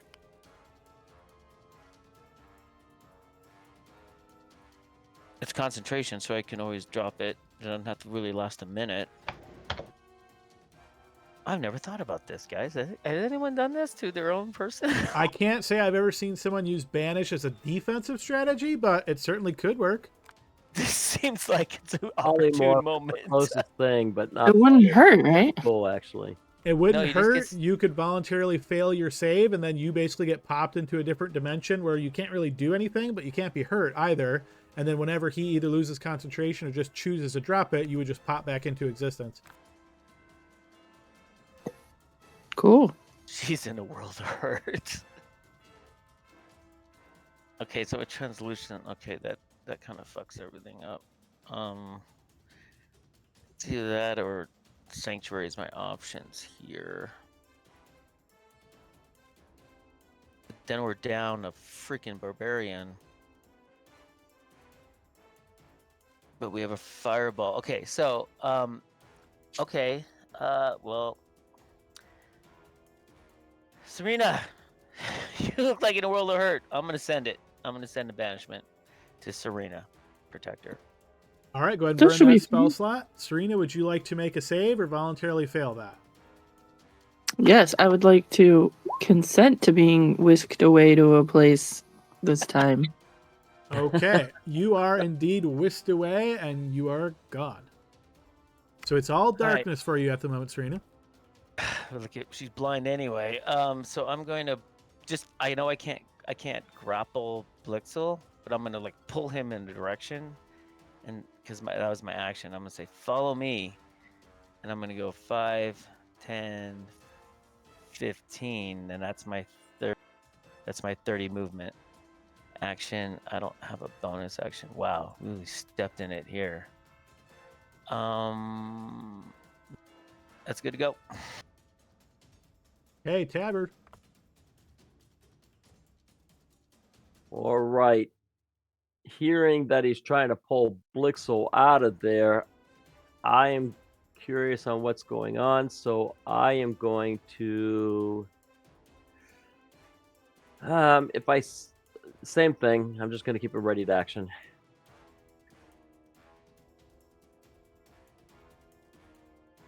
Okay, at initiative. And as my bonus action, actually, I'm going to look at him and go, "What the hell?" All right, I'm done. Fair enough. All right, at initiative count 20, Blixel, I'll need you to give me a wisdom saving throw.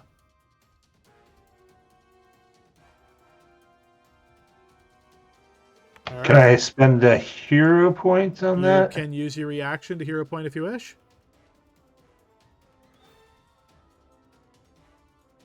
Yeah, let's do it. All right, you will succeed on this save, suffering no ill effects. Okay, on the creature's turn, it is going to move to here. It is then going to try to bite you, Blixel. It is currently translucent and you're blinded, so I'll need a defense roll at disadvantage.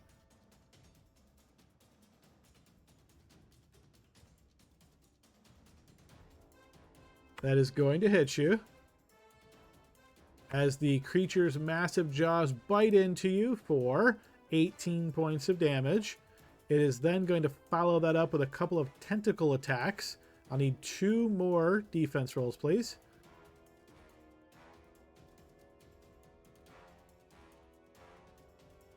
I don't know what I'm concentrating on. But actually, sorry, this took it. It didn't take it from my temp HP, so I'm just gonna add 11 back. Yep, that works.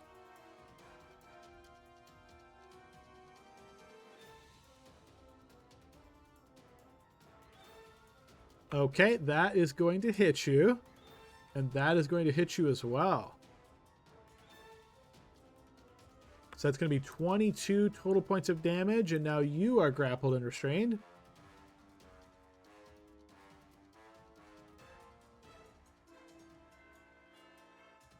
Okay, that is its turn. And yes, it will end its turn. And then Blixel, it is your turn. At the start of your turn, Blixel, you can hear this incoherent babbling coming from the other creature. So this one here, it's just really interfering with your train of thought. I need a wisdom saving throw.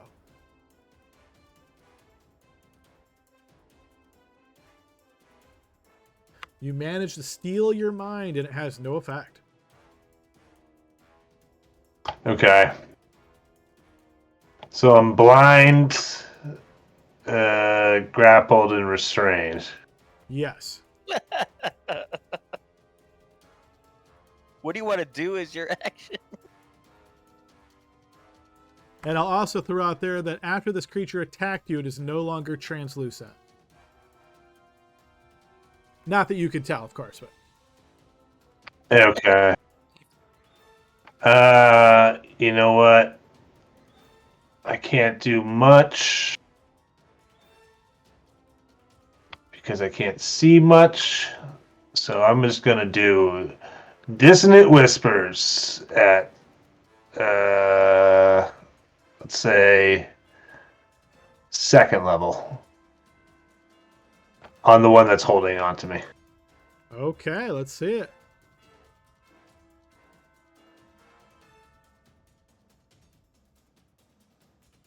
And spell effect roll. It is not affected by that, so it will take the half damage. Okay. And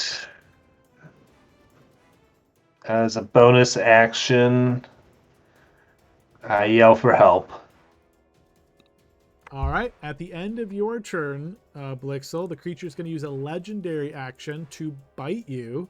I'll need a defense roll, please, at disadvantage. And next time, just yell for fireball. You managed to. No. Oh, right. I forgot. Disadvantage. Yes. That is a critical hit, Blixel. Okay. Oh, can I see Can't- Blixel? Hold up. I have a thing. I don't know that you can. I can't see him, huh? Oh, okay, never mind. I see a corner. It's right So here, it right? says here. Yeah, but unfortunately, Gordon got tricky with holding down the button that puts you not in the center of a square. So he's actually at the edge of the square, so he can't see you, but you can see him. So it says when you yourself an ally within 36 critical hit, the creature was made the attack is marked. So that's all I'm doing. Yeah, okay. So You this don't need to guy- see him yeah, for that. yeah. Bad karma to you, But translucent actually, beast.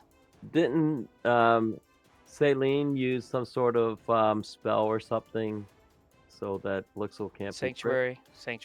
No, it only lasts while he has the temporary hit points, and he Oh. lost it on the Oh, first okay. attack. All right. Yeah. All right, so nobody Um, else is doing anything. Oh, yeah, go ahead, Blixel.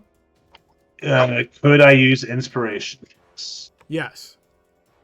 So I will do that. All right, go ahead and burn an inspiration. Now you have a 1 is your 1 roll. Now you're rolling again for the other side of that. And Oh, so it's just going to be a 1?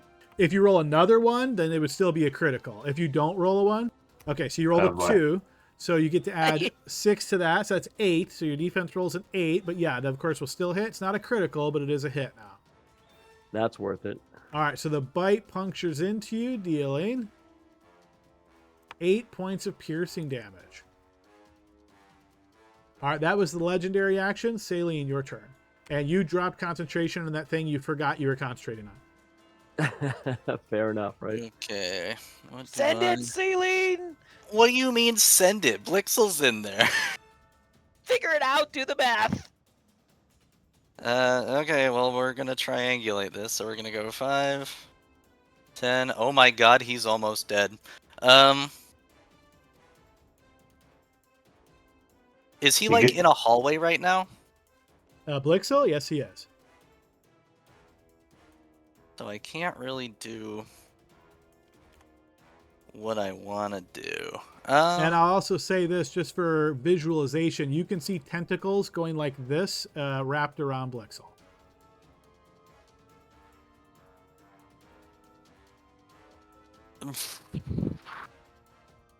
So if I were to make him real big, I don't think that would work very well because he's like stuck in the hallway. Would I be unable to do that, or would he just be squeezing? It's going to depend on how the effect is worded. If it says like you grow unless limited by space, then I would say he wouldn't grow that big, because yeah, going to 4 squares, that would cut like part of his body be cut off by the wall and the creature, to be honest. So yeah, I'd have to see how it's worded. My thought is to polymorph him into something. So if I were to turn him into something, yeah. So I don't think I would be able to do it then, right? If you were to polymorph him into something that's large, the way I would rule that is he would have to squeeze to be in that space, and he'd be squeezing with the wall and the creature, yes.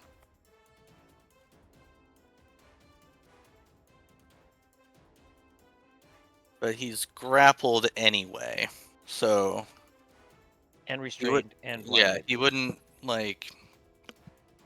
like suffer any penalties that he's not already suffering.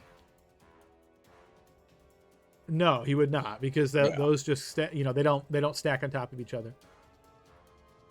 Okay. Well, I think the best thing I can do this turn. I don't think I can break a grapple with anything that I have, but maybe I could. It's either saving Blixel. Gordon, can you save him? Yeah. Yep, I got juice. But it looks. So this is the edge of the wall right here, right? The little arc here. It is, yep. So that's like a circular room, and yes, that's basically the sharp point of the wall. Okay. Fuck. So I think if I fireball, I'm definitely gonna hit him. But we do have a smaller one. We do have Shatter still. So I'm not casting this yet, I'm just posting the thing so I can read it to make sure. A point of my choice within range.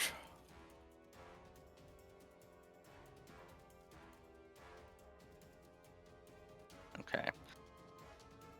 Are the tentacles occupying the space here? Like if I were to cast Shatter, say, oops, wrong tool. If I were to cast it, say here, a point that I can see, I'm trying to hit the tentacles without hitting Blixel, if that makes sense. Am I able to do that, or is the creature mechanically only in the space you pinged over here somewhere?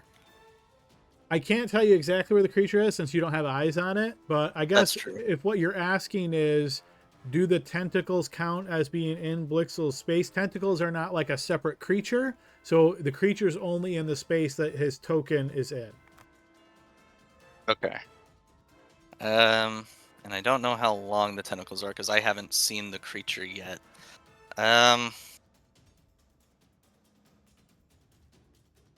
This is difficult.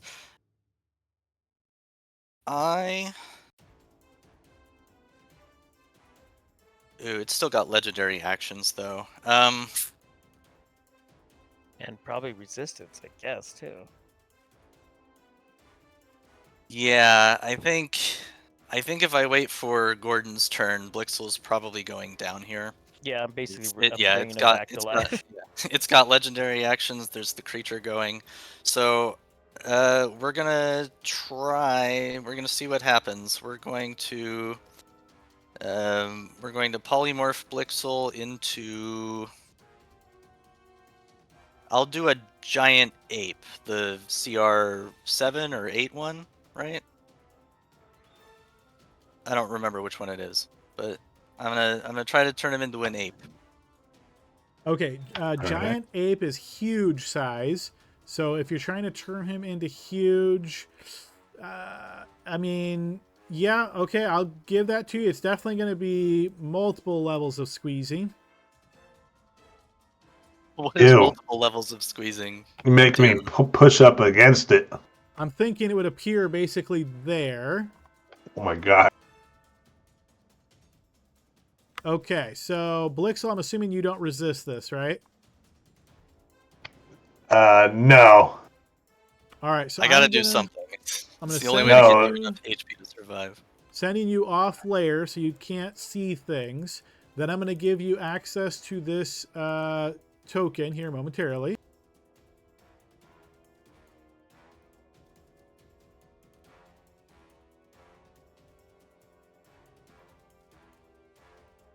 Okay, so Blixel, you now have access to the token. However, doing a quick double check, giant apes do not have dark vision, and I don't think anybody has a light source right now, so you are in the pitch black. You should have access to that sheet. I'm going to go ahead and throw that in the companions section of your folder, and you should see that, be able to open it, and you should be, I think you can see the token, right? But you won't be able to see anything around it. Is that correct? I don't see the token. Oh, one other step I forgot to do there. Got to give him vision. How about now? Yep. Just a token in black. All right, fair enough. Now let me check to see if there's any size restrictions on this grapple restrain. There are not. So it can still maintain a grapple even on a huge creature. So you are still grappled and restrained and blinded because, yeah, it doesn't shake those effects off. So I'm going to go ahead and apply those.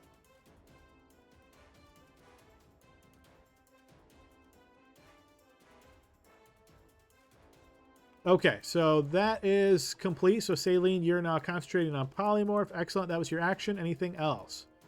I'm gonna spend the rest of my movement to get out of view of a creature that tries to break my concentration. All right, and just to make sure we don't miss him, I'm going to go ahead and add the giant ape into the initiative order at the same initiative Blixel had.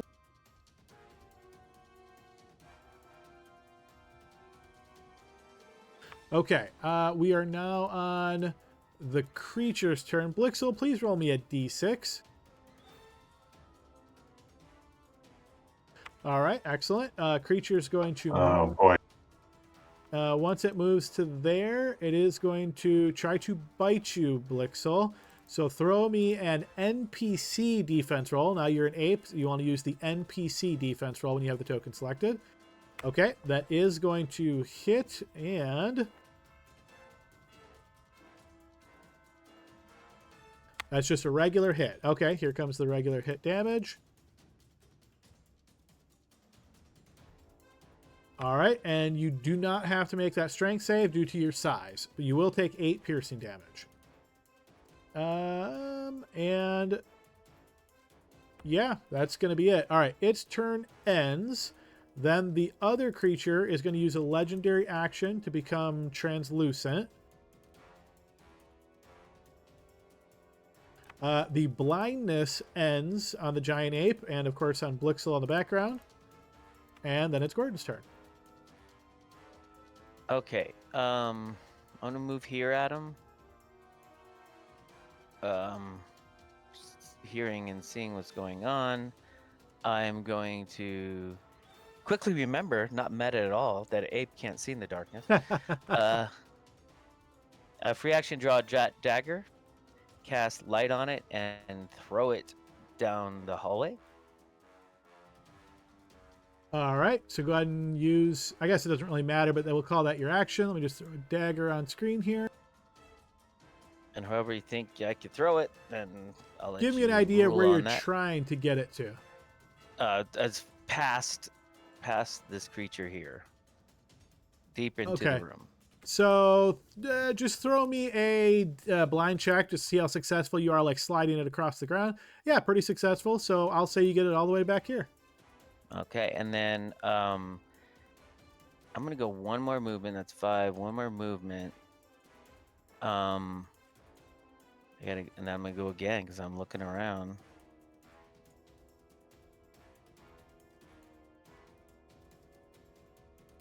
Oh, Blixel's an ape. He's no longer blinded now. The blind effect did end.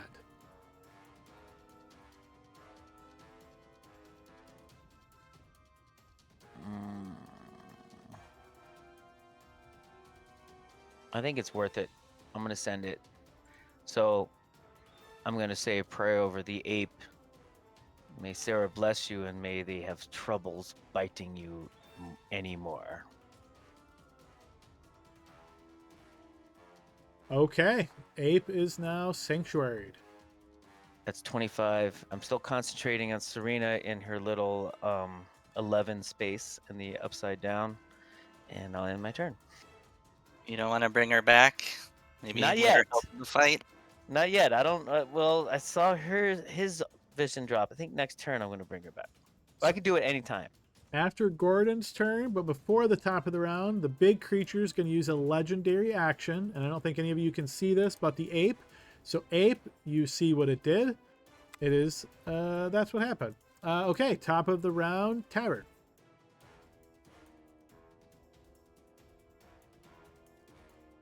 I make ape noises. All right, I see a giant ape. I bet I can hit that better than these other creatures. No. Okay, I'm going to go in there with patient defense. All right, go ahead and spend that key point. As a reminder, if a creature is huge, 2 sizes categories bigger than you can move through their space as difficult terrain. You don't have to make any checks or anything like that.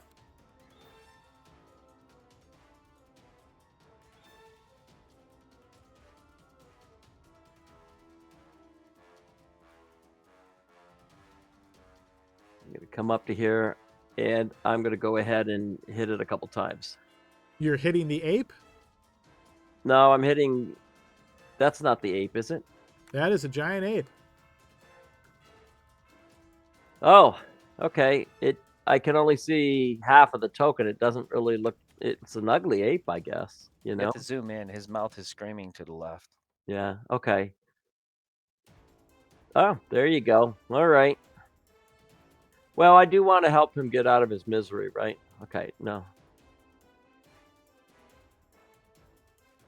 As he's wrapped in the tentacles, the ape slaps its butt, so you know it's Blixel. Adam, which one of these is invisible? Because I could obviously see two creatures, and you said one's invisible. So This one is, whoop, not that. let's not fireball just yet. Yeah. Yes, let me get back to my normal. Here we go. This guy here is translucent. What I mean by that is you can see a faint outline of him. You can't technically see him as far as rules are concerned, but you know he's there. All right, but I could see this guy even gooder, right? You can see that guy completely clearly, yes.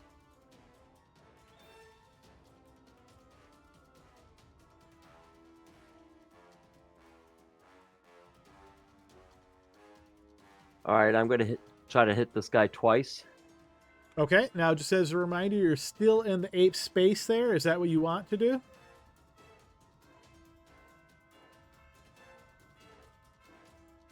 You can do that, okay.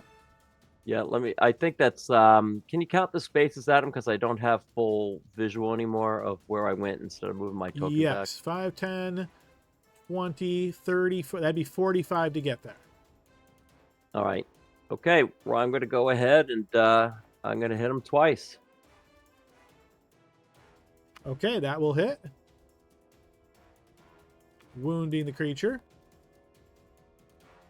That will also hit. All right, on this one here, Adam, I'm going to go ahead and with my crusher feet, I'm going to go ahead and move him 5 feet back. Okay, go ahead and post that one for me as well.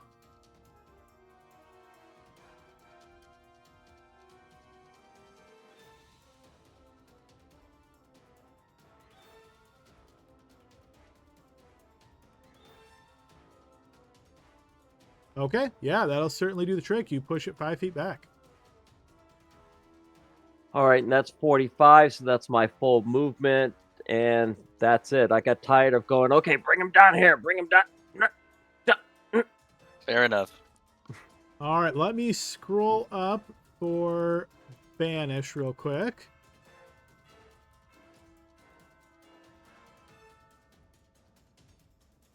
Nearest unoccupied space. Okay, so that space. So Serena, please roll me a 1d5.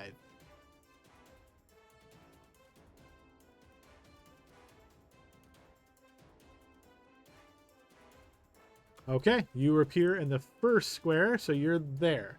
Okay, so... Alright, that was Tavard's turn. Anything else on your turn, Tavard? No, I tried it in my turn, but the turn order disappeared, so let me try it again. Hit it accidentally. Okay, Yeah, that's and then... cool, as long as I'm all set for you. Yep, So, you're thanks. good. Okay, so concentration drops. Serena, you suddenly reappear, and it is your turn. You are no longer grappled or restrained or any of that nastiness. Blinded? Not blinded either. Oh yeah. Huzzah! That's a big monkey. It's ours. It's Blixel. Yeah, I forgot hit one the monkey. thing. Sorry, I forgot one thing. As you appear there, you're now starting your turn. So I will need you to give me a wisdom saving throw as you hear this incoherent babbling from the creature just south of you. That is going to be a failure, Serena. Can you do something about that, please? Okay. Like what? A hero point? Does a hero point help? It does if you want to use your reaction. Either, yeah. Okay, sure. Believe it or not, this is a DC 10 saving throw. You have What? succeeded. Ace. Nice. That's All wild. calculated. The worst rolls you could ever have passing. But somehow it worked. Take what we can get. And what are the conditions on this creature? Yeah, let me give you a quick breakdown. So there's a dagger here that's giving off light. There's tentacles going from this translucent creature to this creature, and it's wrapped up. The yellow dot is because of that previous crit. All attacks against the creature are at advantage until the end of its next turn. And the other targets, the green thing was the karmic influence from Gordon. And then the last one's his translucence. And this one's just chilling with nothing bothering it. Correct. It's no special effects on it. Okay. All right. I'm going to rage as my bonus action. Okay. Go ahead and click that so we can see which wild magic effect you get. All right, you got the Bolt of Light. Which creature would you like to select for that? Let's do the big guy. Okay, big guy. And then, let's see, effect roll is 14 on that, and that is Constitution. He is not affected by that. Bummer. And then I will swing at him as well. All right, at the big guy. 21. Again, he's translucent, but attacks advantage, so that's a straight up. A 21 will hit.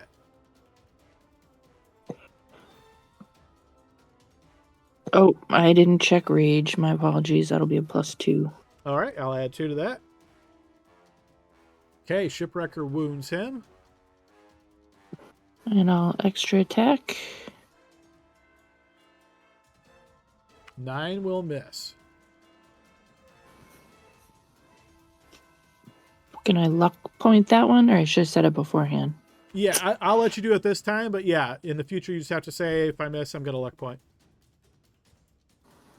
And that's just a reroll, right? Or should I hit the luck point? Hit the luck point to burn it, and then I'll take the actual roll. Okay, so that's a 10, and you're adding 7 to that, so that's a 17, and that it's the creature. Great. All right, you slam into the creature with Shipwrecker, wounding it once again.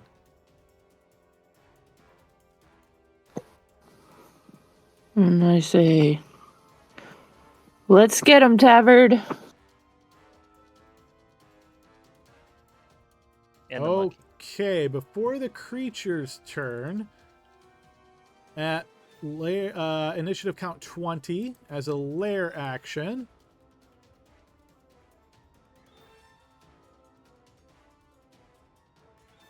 Let's see. Tavard, give me a wisdom saving throw, please.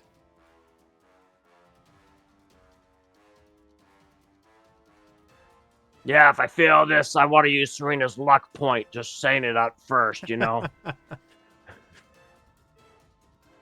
That is a success. So you feel your surroundings kind of warp momentarily, but you're still there.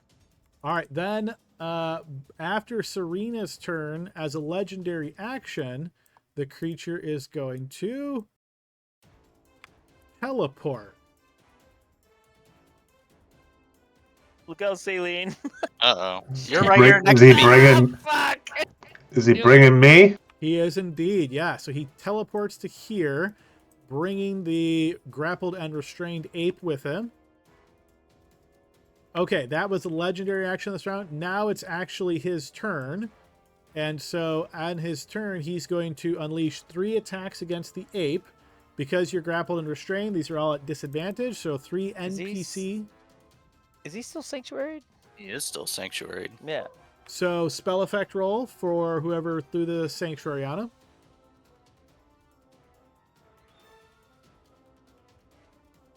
Okay, so he will not be able to attack the giant ape. Let's see if there's anything else he can do in that place. Sorry, Adam. No, that's okay. I actually forgot about the sanctuary. So no, he will end that turn then. Oh, awesome. Giant Good job ape. on the sanctuary. Okay, giant ape. Is Blixel, but this dumb ape now is confused, and it's just going to try to, I guess, break out of the grapple. Okay, so using an action to try to break the grapple, throw me an athletics or strength check if you don't have athletics proficiency. As the ape, right? Yep, correct. Okay, that's a 14. Unfortunately, no, that is not good enough to break free from this creature's grapple.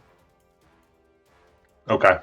And that's his whole action, right? I'm guessing. So That is his action, yep. so yeah, you just see the ape is just struggling to get out of these tentacles desperately, but is unable to. Okay, and then I could scroll back up, but it'd probably be easier. Gordon, can you just post Sanctuary again, just the text? Yeah, it dropped. Oh, well, it says if he caused harm.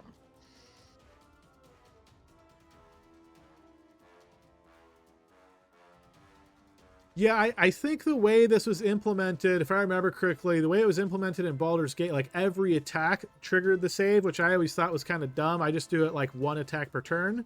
So it might make it a bit more powerful, but that's kind of how I've always done it. But I don't think it affects... Yeah, so a legendary action would be a completely different thing, right? So it's going to try to use a legendary action at this point to bite the ape. So I'll say another spell effect roll, Gordon. That makes sense. All right, here it comes. Okay, so that still holds, and the bite won't go through. Saline. Nice. All right, now the creature is within my line of sight, and so you know what we're gonna do. It is currently translucent, is what I'll say, because it's not been able to do an attack yet because of Sanctuary. Sure. But does it still look translucent? Still means like it's still. It means you potentially on can't the- see it as far as qualifying for spells that require that you see it. Okay, but I know where it is. You know where it is, yes. That's all I need to know. We're sending it now. Point All right, within that works. range. Yep. Yeah.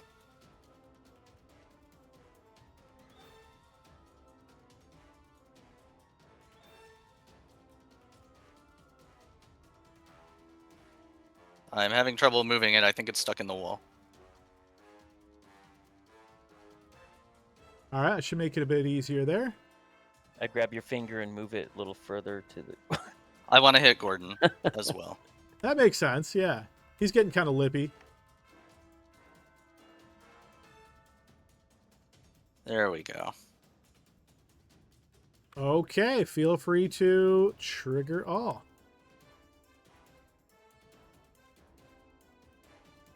Okay, it would fail that saving throw, but it's going to use one of its legendary resistances to succeed. Okay, so it gets 15 back. It's got a name. Okay, that fire damage has been applied. And I am not necessarily like. How long are its tentacles now? Can I see, or is the translucence still? You can't. I would say you wouldn't be able to tell the exact length of the really tell. tentacles wrapped around the ape. Sure, but its attention is occupied on the ape, so I think I'm just gonna back up to here, hugging the wall a little bit. I don't want to go north because I know there's more screeching monstrosity, gross things coming from that direction. So I'm gonna go over here, and we're gonna hold. Okay, as a legendary action, it is going to teleport once again, Whoa! bringing the ape along with it. All right, this creature's turn. Okay, it is going to attack you, Serena. I'll need a defense roll, please, Serena.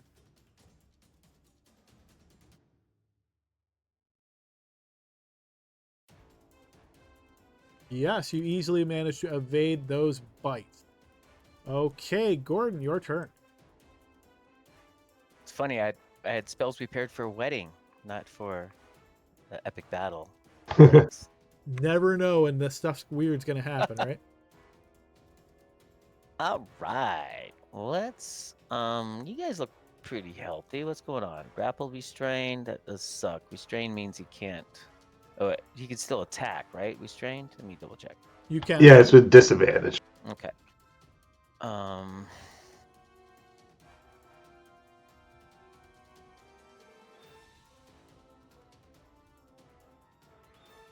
Gotta touch a creature to curse him. Ugh, let's get that close.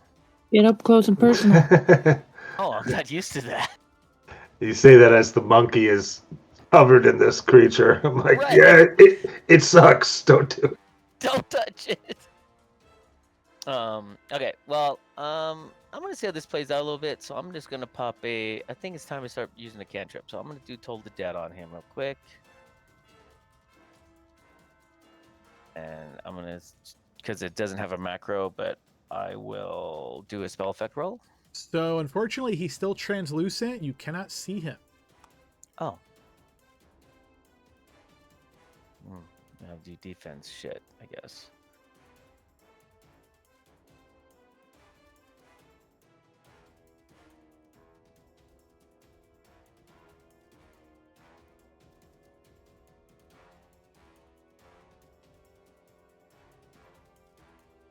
All right, so I can.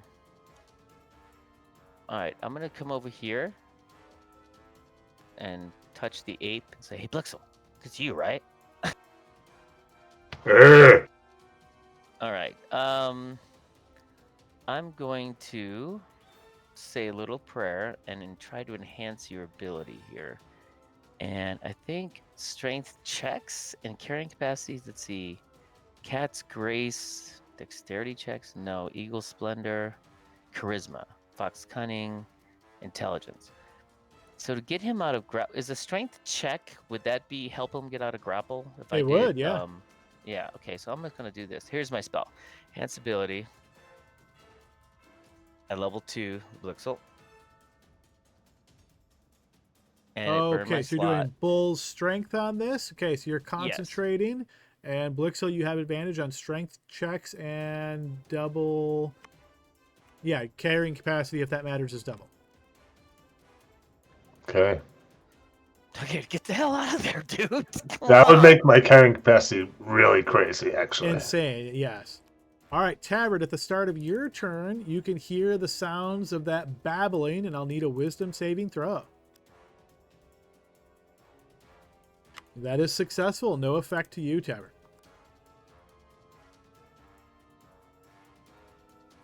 All right, I'm going to go ahead and, well, surprise, surprise, surprise.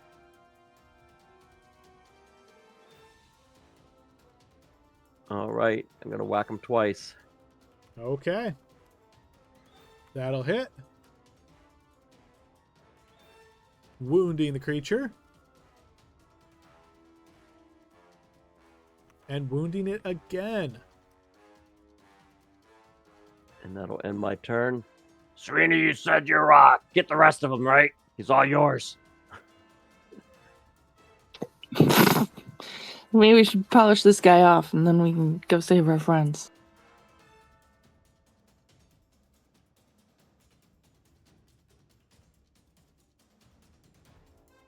I'm going to use my bonus action to do that wild magic thing. Okay, yeah, go ahead and just throw a Constitution saving throw. That'll be the same as an effect roll for you, and we'll see if that affects him. It does indeed. So throw me a d6 as that radiant bolt of energy reaches forth from your chest, smashes into him, wounding him a bit, and he is blinded. Reach. Does that give me advantage? It does indeed, yes. Give me Payback. +2 for flank too, so That will hit. if you miss, I get to laugh at you. Wounding the creature. And extra attack. That will definitely hit. And that's enough to drop the creature. I'm going to start running. 'Cause I'm worried about what's going on in the other room.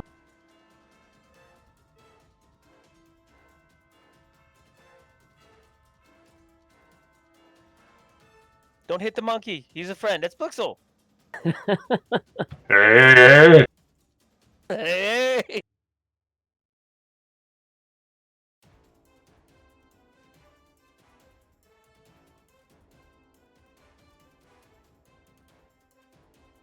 Is that 40, I think? I zoomed in too much. That's 35. Awesome. I don't think there's much else I can do. Okay, the creature's turn. It is going to unleash its 3 attacks on Saline. Saline, go ahead and give me 3 defense rolls, please. Okay. Is it still? Does it break its invisibility to do so? Not yet. After it makes its first attack, it does. Okay. I will portent the first one using an 8 inverted to a 13. So 13 plus 8 is 21. I think I saw that miss before. 21 defense roll. Yes, that will miss. So that burns your Yep. portent, and then he's no longer translucent. Now the second attack will just be a standard attack. Yes, sir. You manage to evade that, and then third attack. Nice. Whoa. You managed to Tank evade wizard. that one as well. All right, that is the end of its turn, and we move to the giant ape's turn. Does it let go of the ape when it makes the attacks on Celine? Unfortunately, it does not. It actually has multiple tentacles that it can use.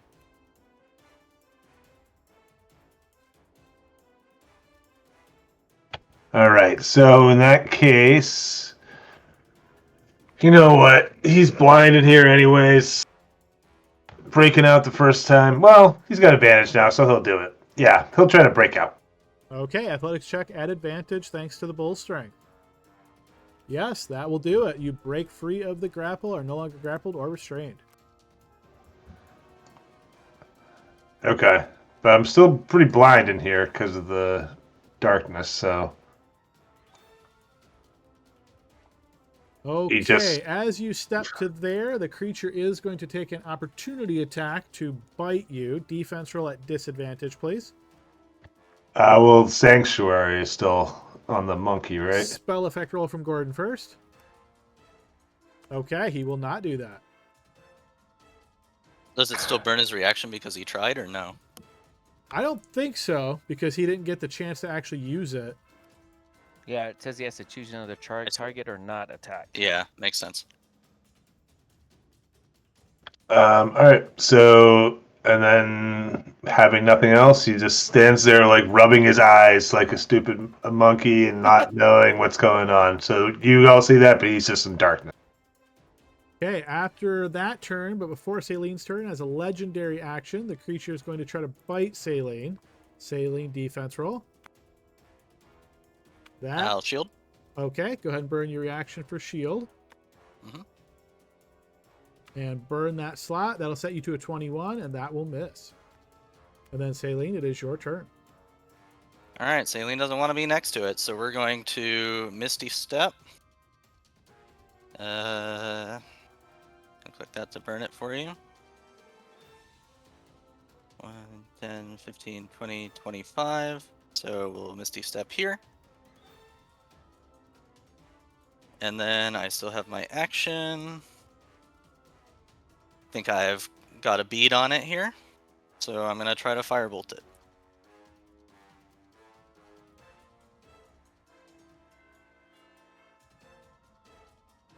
Yeah, that'll certainly hit.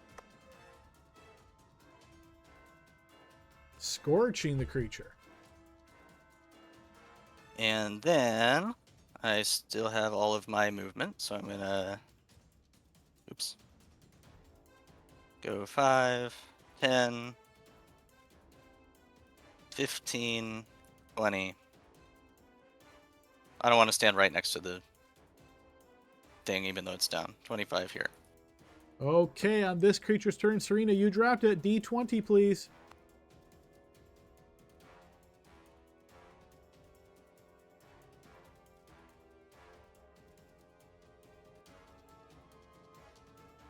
Okay, it is down for good. Gordon, before... No, it is your turn. Go ahead, Gordon. Okay.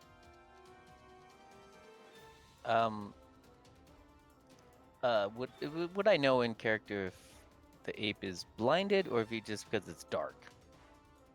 I would say you can tell the ape is looking around and blinking his eyes and can't really see much. And you know previously you used the light source to let him see, and there's no light sources around here. All right. I'm gonna light up my shield and cast light on my shield as an action. All right. Let's go ahead and do that for you.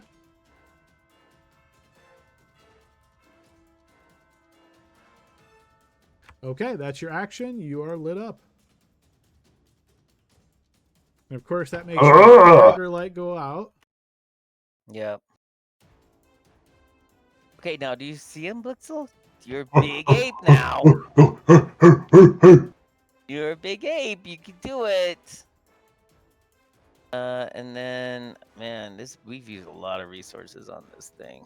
I'm going to. That's my action. That's it. I'm going to end my turn. Okay, as a legendary action, the creature becomes translucent. Tavern.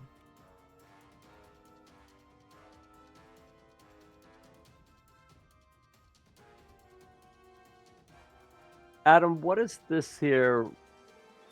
That is like the rough edge of the wall. So this room is like circular in nature, and that's where the wall comes to a point before the hallway. But I can walk through it? You can't walk through it. You could go like this, though. You just couldn't go from here to here. Okay, okay. It just looks weird on the graph, so. Yeah, it's like I say, it's a circular room where it meets a hallway. Yeah, it kind of looks like a jagged edge.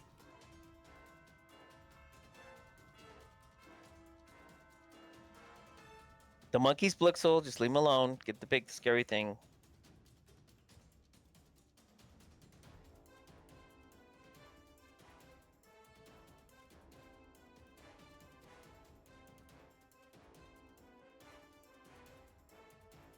All right, and I am going to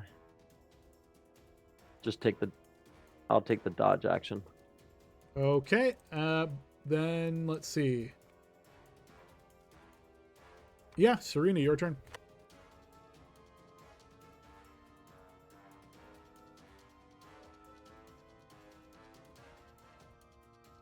Okay. I'm going to. So I just swing from there. Actually, I'll do the bonus action burst of light first. Let me scroll back up on that one real quick. Unfortunately, that specifies another creature of your choice that you can see. He's currently translucent, so you cannot target him. But I thought we could see like his outline. You can, but mechanically, for purposes, you can't technically see him. Does that mean I'm swinging at disadvantage? It does indeed, yes. Cool. If you're feeling froggy, you could always reckless attack. What could go wrong? That's true. Let's do it. Okay. Why not? You reckless attack, so that'll make your attack straight up. 22 hits.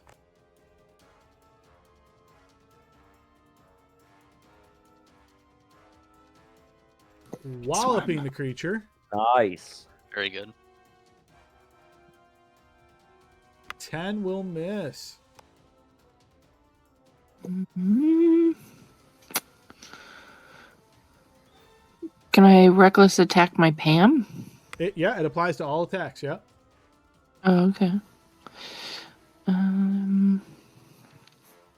right. 20 will hit. Wounding it badly. And if I have reach, so if it were to leave now, would I get an opportunity attack? If it moves away from you without teleporting, yes.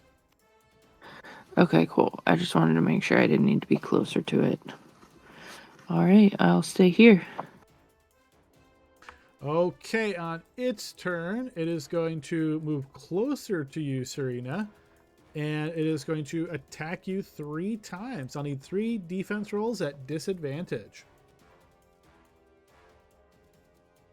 You got this. She'll be okay. Okay, the first one will hit. And that will be for 11 piercing to Serena since she's raging.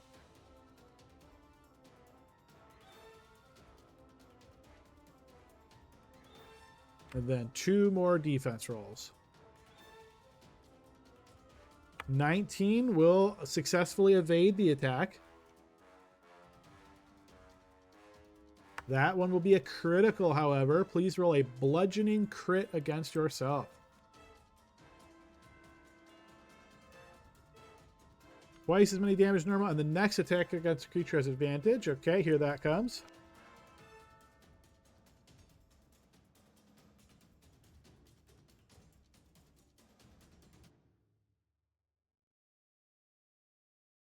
Okay, that will be 20 cut down to 10 points of bludgeoning damage because of rage. Okay, that's the end of the creature's... Oh, sorry, you're also grappled and restrained, Serena, from that critical hit from the tentacles. Ape's turn. Okay. The ape finally seeing the creature and wanting to kill Steel runs up and is going to start swinging. All right, It should let's be see with it. advantage with Chromatic Influence. I thought that was only on yours. I just posted You are it. an ally. The next time you or an ally makes attack... Oh, yeah, that creature's been attacked many times since then. No, it's just a critical now on Serena, wasn't it? Or are you using it again? Oh, How many yeah, times can you use sorry. I didn't hear the declare that you used it. Okay, so you're using... Yeah, does that require a use? No, it's part of my Okay. fate Yep. domain. Yeah. So that'll work. Just for future, just so we don't lose it, just remind me, just post that or call it out. I just missed it. I see you did post it, but no, yeah, Roger. that'll certainly hit. Yeah, go ahead and post that. Actually, I don't think it'll matter. It has 2 HP left, so I don't think you can do less than that. Yeah, so it is walloped bad. It is quote unquote down. Big ape Uh, again. Yeah, the second attack Bundy style.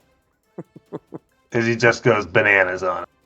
All right, nice pun. All right, let's. Yeah, that'll hit as well, and he is dead outright.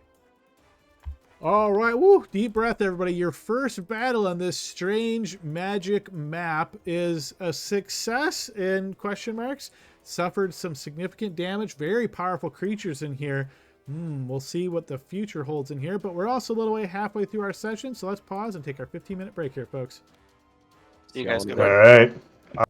All right, team, we're back at it. Let's get you guys back over to the map. Okay, what happens almost immediately upon the defeat of this final creature? You will notice that the creature in this room, next to Serena, Gordon, and so on, vanishes, as does the creature in the previous room, vanishes. Saline, you ran out of that room pretty quickly, but I will specify that as you see the creature vanish, you notice a pile of treasure just suddenly appears in the center of the room.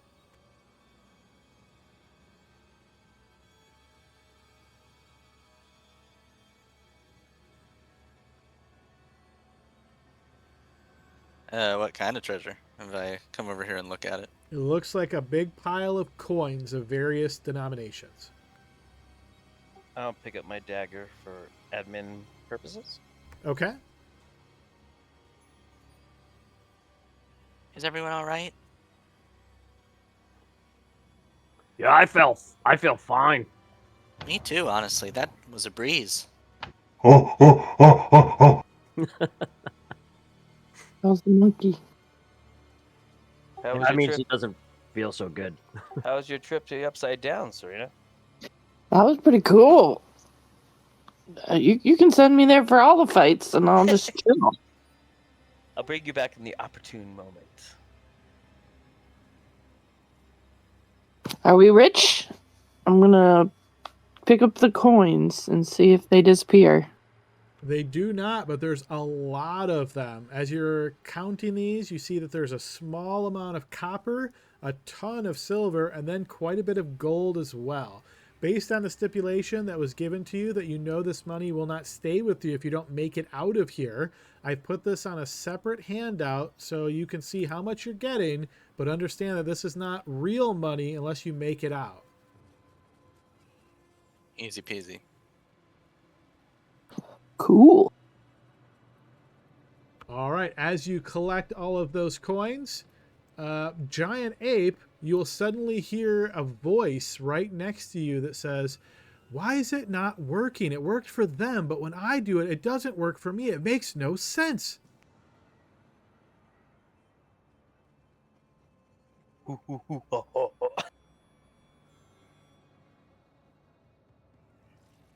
Oh, easy there, big fella. Oh my god. Yes, and what I will say, mechanically, you can only squeeze half your size, Giant Ape. So unfortunately, being huge, you cannot fit through a 5-foot wide hallway. Get back in there. Okay, so does that mean I'm in the other room?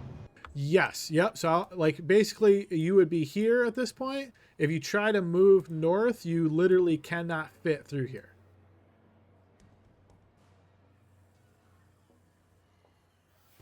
He like bangs into the archway and then goes, "Hoo, hoo, hoo, hoo." Like 12 times. Well, we can't leave him behind. Should I drop the spell, or was there another door that was wide enough for him to go through? He can't go through any doors, right? Hoo, hoo. And he makes like the like come at me, bro gesture with his hands. Hoo, hoo, hoo. All right, I'll come at him. Hoo, hoo. As you step into the room, Gordon, you'll notice Derek at the corner, and you see he looks up and he says, "Oh, it's you! I saw the Giant Ape. I finally got inside." Oh my gosh. Well, this is quite an experience. You've never been in here before? "I have not. I told you before it only works once. It never worked for me before, but I just know that it only works once, and it seems as though it worked this time. I don't know why it worked late, but it worked." Well, we had quite a kerfuddle as soon as we landed here. Used quite a bit of resources, but everyone seems healthy enough. By the way, this giant monkey is Blixel. Say hi. "Oh, greetings there, Giant Ape." Hoo, hoo, hoo. So the rules are, we have to look for stairs, either up or down. And anything we get in this place, we get to keep, but we have to, find an exit. So, "Yes, hold on. I know. I'm the one that explained that to you." Oh, I thought it was the voice when we got here. The voice did as well, yeah. Okay.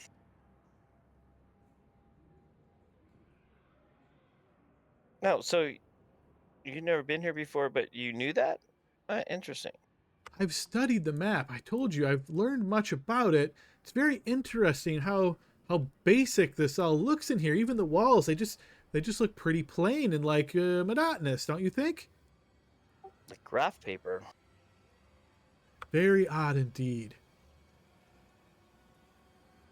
"Well, there's no real fear, assuming everything else I've learned about this is correct, that even if you should happen to die in here, you just appear outside. So, well, I'm apologies that this happened. I don't see Serena among you. You didn't turn her into something else, did you?"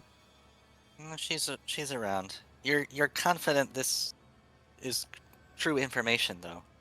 It's not something I really want to test, if we can avoid it. "I would recommend we don't test it either, but it's a good safety net to know that, well, that's how all the information I've been able to pull forth about the map that says how it works." Serena is stuffing coins in her pocket, so we don't have to share with this guy. All right, fair enough.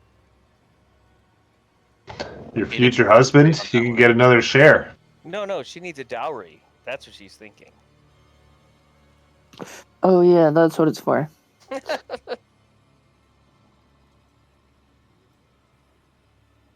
Well, I mean, I guess we got wooden doors. The one on the west is stone, you said, Adam? But the rest are mostly wooden, I think. Yes, 5 potential exits here, and 1 more in the room to the north where we fought that thing. Right, so the west door is stone, the rest are wood. I'm gonna listen to this door. Okay, blind check, Serena. I'll say to Derek, basically, we just wait until Serena discovers something, then we go that direction. That's how this goes. Ah, follow the fiery-haired one. That's easy enough. Yes. So, Serena, what I will say is you don't think a normal person would hear anything through this door, but you're not quite a normal person. You just pick up just the faintest amount of sound from within. It almost sounds like tentacles touching upon a stone wall. Why is it always tentacles? Ugh. Adam, I'm gonna- I want to check. I want to take a look at this stone door for, you know, being a dwarf. I'm more interested in the stone door than the others. And by take a look at it, tell me what it is that you're trying to learn from it. Yeah, you know, first I'm going to try to use the stone cutter thing, which isn't really all that great anyway, but it does give, like, you know, history or something like that. So I want to try that first just because it is a stone door. And then I want to kind of get an idea if I can. I'm assuming, of course, that I probably won't be able to hear through it, but I want to try to investigate it after that, maybe how thick it is and things of that nature. Okay, so the stone door was actually the west one, so this is the one over here you're looking at. But yeah, you can go ahead and throw me a blind check once you scoot on over there.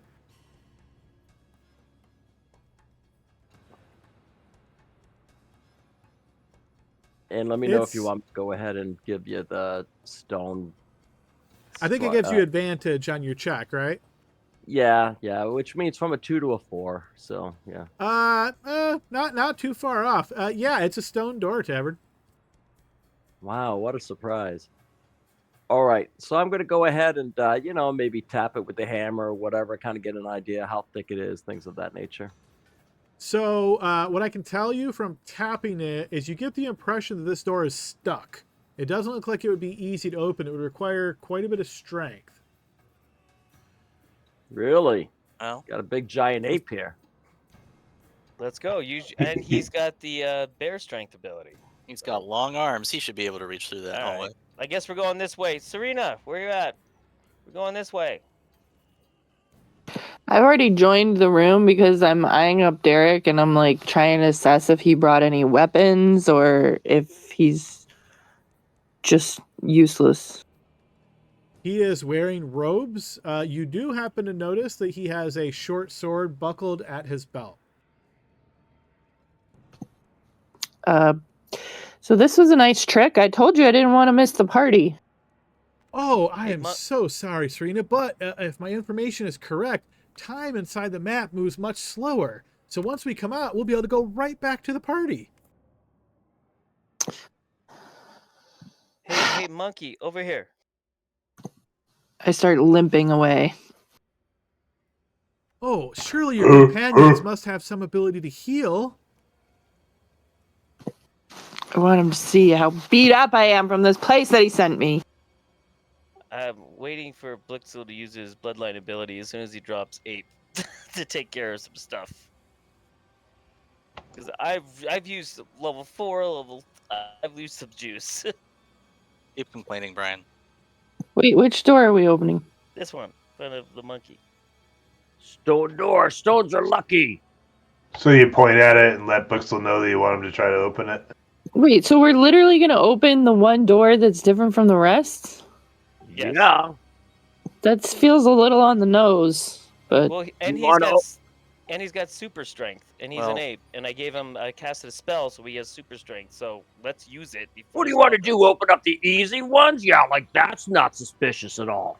I agree with Serena. She sounds very intelligent of her adventuring ways. Oh, shut up. Open the damn door, old ape. He's getting upset that you guys are fighting. Open the door, monkey. If you choose to bash it open there, Giant Ape, just throw me an athletics check. Or actually, throw me a blind check as the ape. That should work. Okay, yeah, so that's what he'll do. If it seems stuck, he'll try to unstuck it. It's just a regular blind check. There's no NPC. No, it should just be regular with him selected. It should work.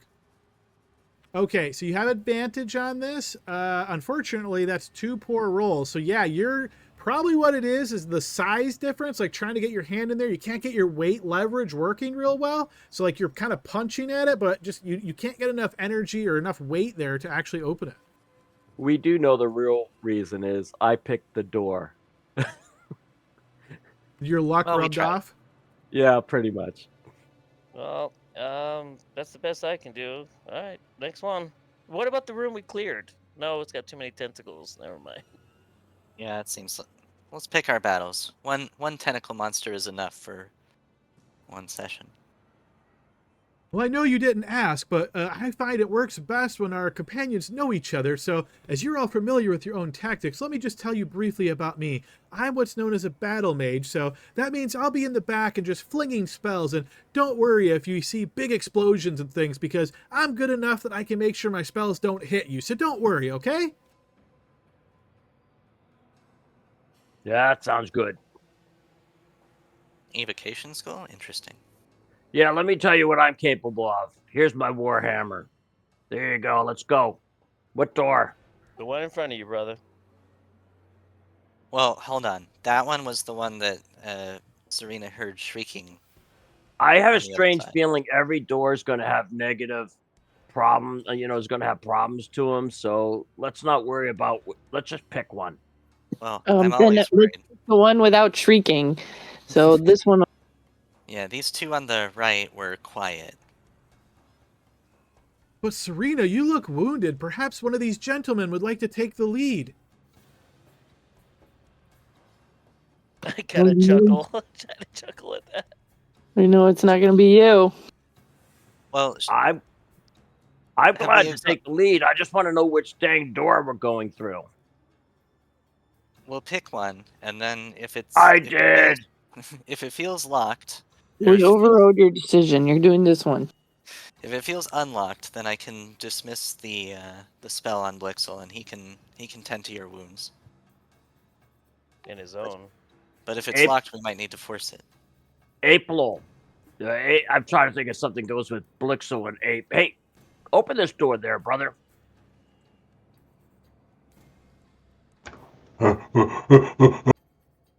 Open door. No. He fruitlessly pushes at it.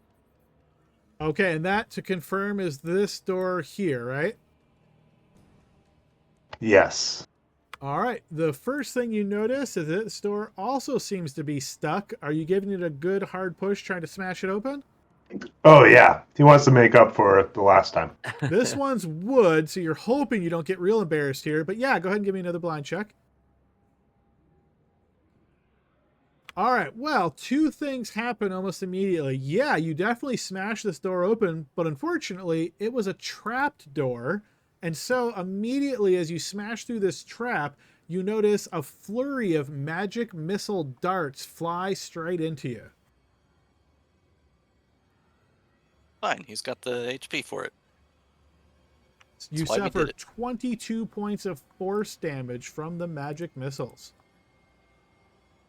Well, maybe you don't have to drop concentration, Saline. Well, Maybe he should go ahead and open up the other doors. She's gonna have to concentrate for a little bit longer than that. That's all I'll say.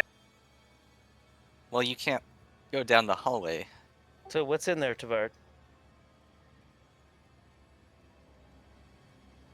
No. Okay. You guys ready? No, just look. Just poke your head in. Another door. What a surprise. As Okay, you well, poke have a- your head to there, Tabard, what you can see from this part of the room is a stack of rotting wooden crates against the east wall. Anybody have that hand that you can cast with your fingers to move crates around? There's some rotting crates over the side. It'd be best to move them. I actually think we should have this ape open all these freaking doors. The one to your south, dude. I'm gonna move out of the way. Open the one to your south. The one to the south is another one of those screeching rooms. It might link to the same one. Are we sure we want to Wait, engage? well, where's the rooms in there? non-screeching room one? The one up top here? North? Yeah, Yeah. we don't want any bad Yeah, guys go that one. at us in a surprise, you know. Just open the door before his spell drops. Got an hour.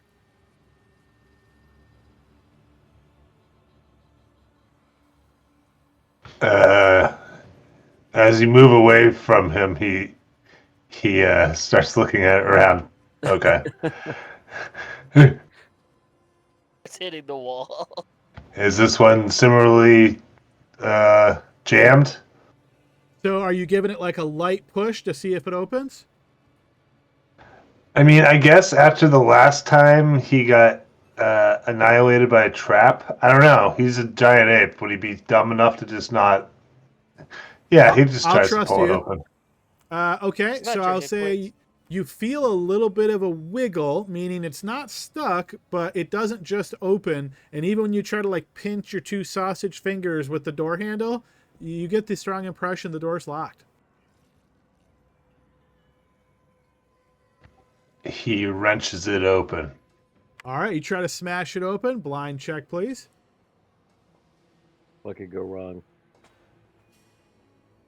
All right, and the bull's strength is still up, correct? Yes, 1 hour. All right, it is indeed smashed open, and as it is, you don't see anything in there, Ape, because you can't see in the dark, but I'm going to go ahead and put everybody into initiative. Let's go. He just looks extremely pleased with himself as Blixel Ape. All right, I'm going to get a little bit crafty in how I do this here.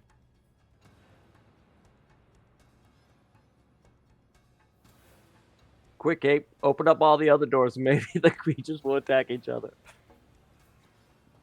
I have a new initiative thing. I'm not sure if it happens automatically. Is it advantage on initiative? Yes. No, that will not take automatic effect. So when we roll initiative, feel free to roll one for yourself as well. And then if you roll higher, actually, you know what? I think we'll probably just have you roll your own initiative moving forward, because I think we can set that directly on your sheet, but the script does not pick it up. Let me just check real quick. Yeah, so that's already set for you. So just remind me, you always roll your own initiative. If I accidentally select you and roll it, just ignore mine. You roll your own initiative. So if you want to go ahead and roll that now, it will update in the tracker. Okay, excellent. So that's going to put you... Oh, it looks like it didn't update. All right, let me put you up there.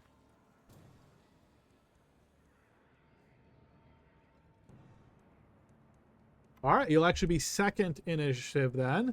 So, yeah, so as the door is smashed open, and as the new NPC to the team happens to win initiative, he will move up a bit. Bravely go in. He will peek in that direction, realize he also can't see that far, and then he will move back and dash. All right, Serena.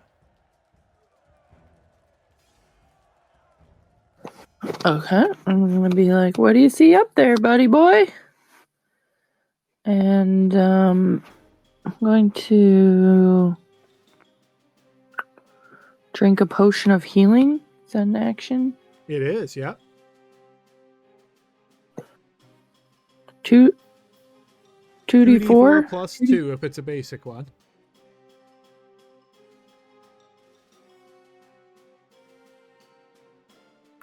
See, the dice are still hot.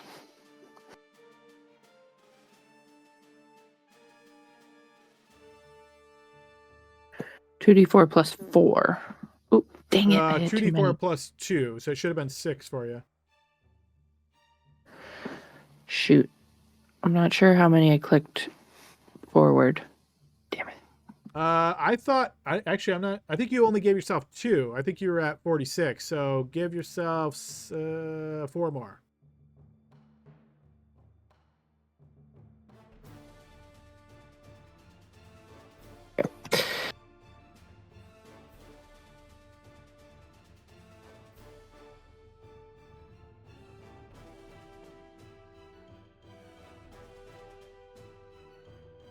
Can I squeeze through here? Yeah, I'll let you squeeze through there. All right, as you squeeze to there, keeping in mind that the ape is huge size. Whoop, step back 1 time, Serena. I'm going to reveal some additional information to you, just in case that changes your intention to move in or not. You can't stop her, man.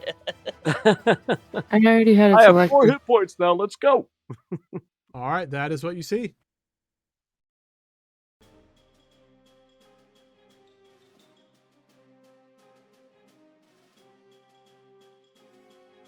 I am trying to figure out what I'm looking at. So you're looking into the room thanks to your dark vision, and you can make out 5 humanoid bodies. They look kind of like people on a quick glance.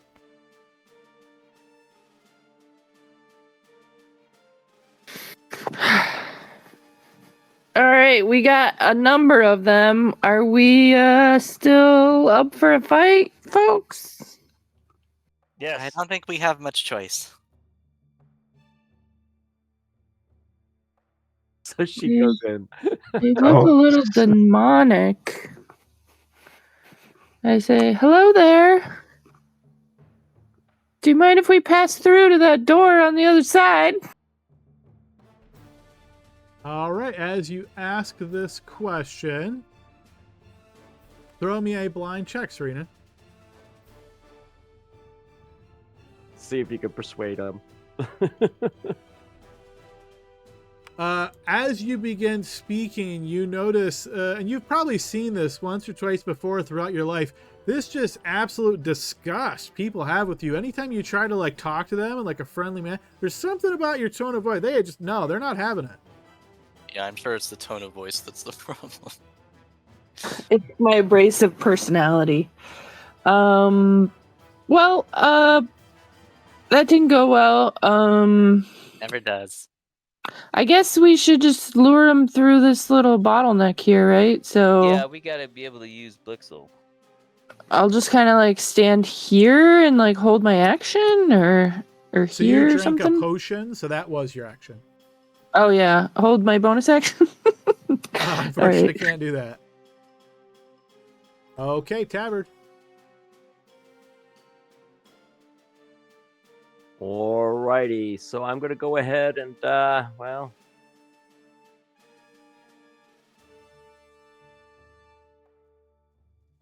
I'll just move first.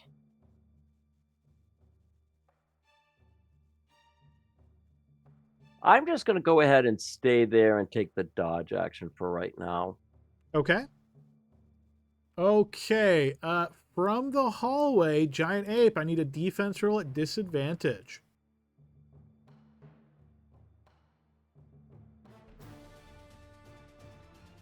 Okay, a 16.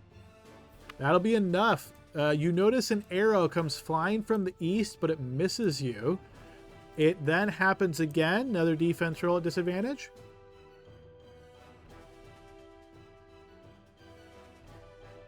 You manage to evade that one as well. It then happens a 3rd time. That one manages to catch you. That'll be 7 piercing and 6 poison damage.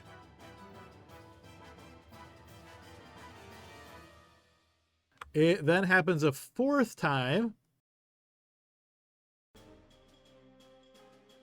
That one also catches you for 3 piercing, 3 poison. And then Giant Ape, it is your turn. Okay. Throw your shit at him. I believe he does have the. Well, I don't know if it's shit. Yes. Would that require to be like loose rocks around or anything like that? There would have to be something that you could throw around. I mean, if it was even close, I would give it to you. But yeah, there's not anything like that at the moment in this area. What about like the splintered door that he ripped off the hinges? Yeah, I could give you that. Like, you grab it. I think the trouble is the damage that this deals is assuming that it's like a big, big rock, right? And if it's a big rock, then you're not going to be able to throw it through the doorway. So if you want to try to throw it through, and keeping in mind you can't see through there, but I'll let you try, but I'll just tell you, odds of you hitting something successfully is probably pretty low.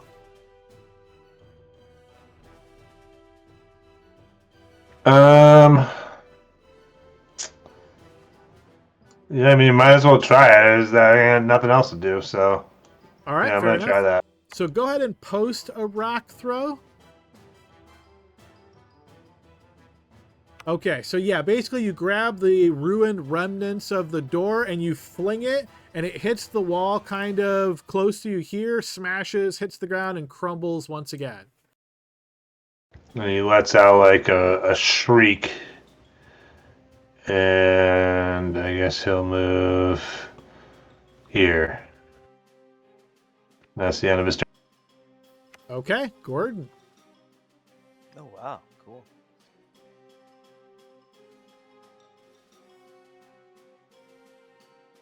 I might have to refresh. Something happened. Refreshing.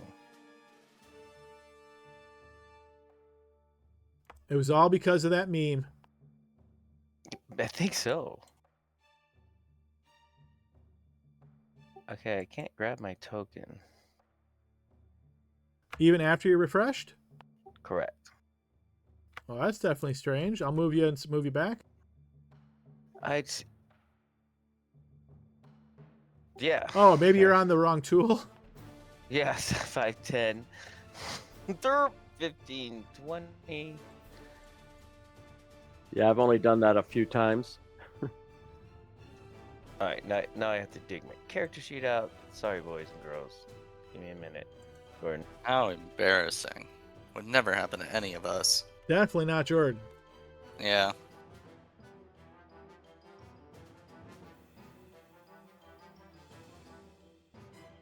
"30 feet, a creature I can see within range."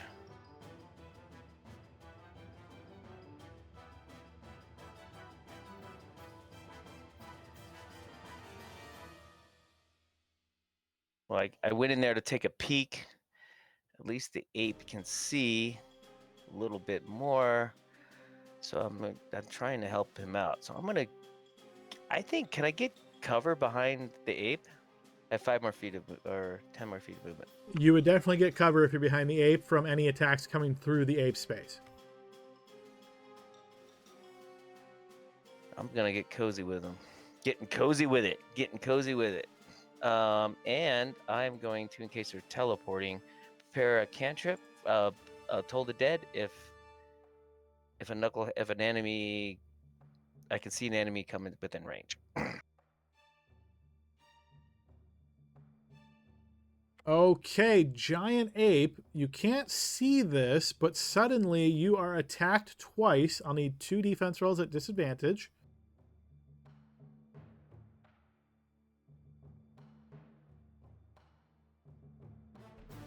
All right, both of those are going to hit.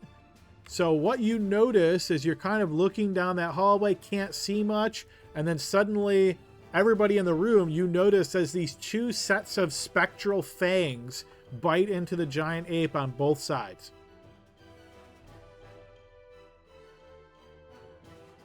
That'll be 37 necrotic damage total.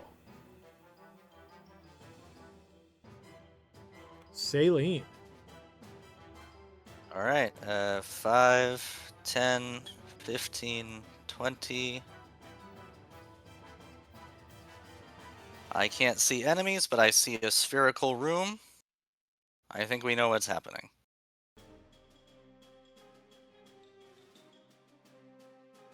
Yeah, kind of why I didn't go in.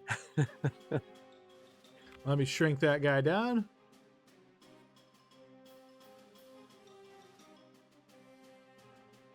Actually, you know what? Let me shrink it down one more because you're going through a real narrow hallway. So there you go.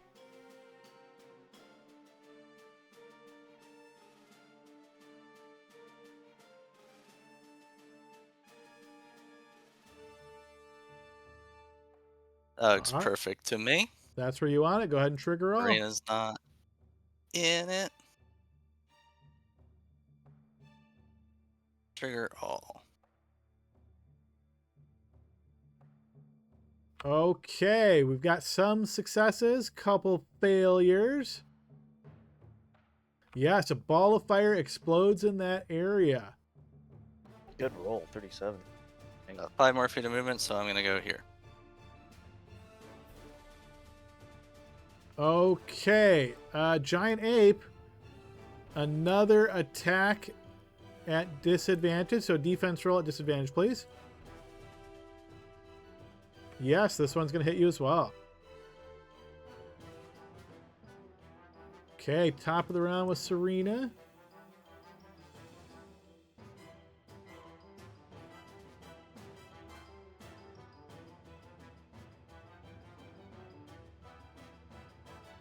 Oh, okay, I see what happened. So Serena, when you rolled your extra initiative, you must have used the big token on the right side? I didn't think I did, but maybe I did. All right, so I'm going to remove, because you're on there twice now, so I'm going to remove you from the top, because technically you come after this guy's turn. So, yeah, all right. Oh, yeah, that's right. Okay, so Derek will move up to here, and he'll say, I can't see in there to do anything. We need to get light in there or something. And he's going to dodge. Serena's turn.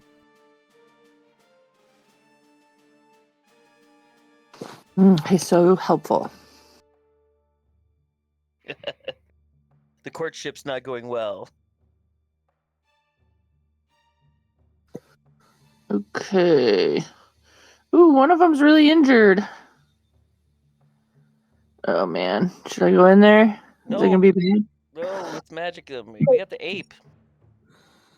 The ape can't get in there. Exactly. So stay out here. I know it's hard. I can't do anything from here. I'm gonna throw a javelin at this one. Okay, so you grasp a javelin from your side. You throw it. Yeah, go ahead and make your attack. That will actually connect. Ooh, they're squishy. That's... Sorry, I'm not raging. Oh, okay, then it's not down. It is still up. So you did something. That's extra attack. Okay, so you didn't start your round with a javelin in hand, though, right? So interact with object, grab javelin, throw. So unfortunately, you don't have another javelin to throw. Oh yeah, I forgot about those stupid things. See, this is why I have to go in there. I will wait for my opportunity to get near them. Okay, Tabard. Taking the dodge action again. Okay, giant ape, another defense roll at disadvantage. That one's going to hit. Oh wait, I'm sorry, I hit the wrong button for that one. Yeah, I was just saying that looks weird. You can re-roll that one. All right, that one's going to hit. Hey, same exact result, right? All right, so that one hits into you for 11 total damage. Oh, I just realized what's missing is our little tracker thing. It stalls every now and again. Let me see if I can... Yep, and just delete it, and then it should repop.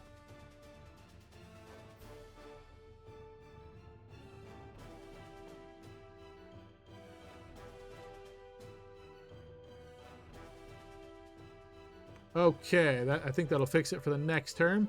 Okay, see, this one's turn. So it is also going to take a shot at you, Giant Ape. Another defense roll at disadvantage. Yep, that will also hit. 5 and 6. This one, Saline, 1d20, please.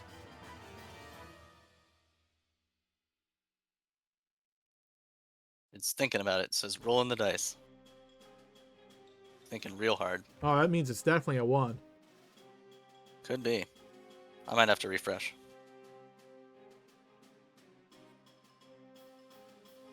Yeah, it's not doing anything. I'm gonna try refreshing.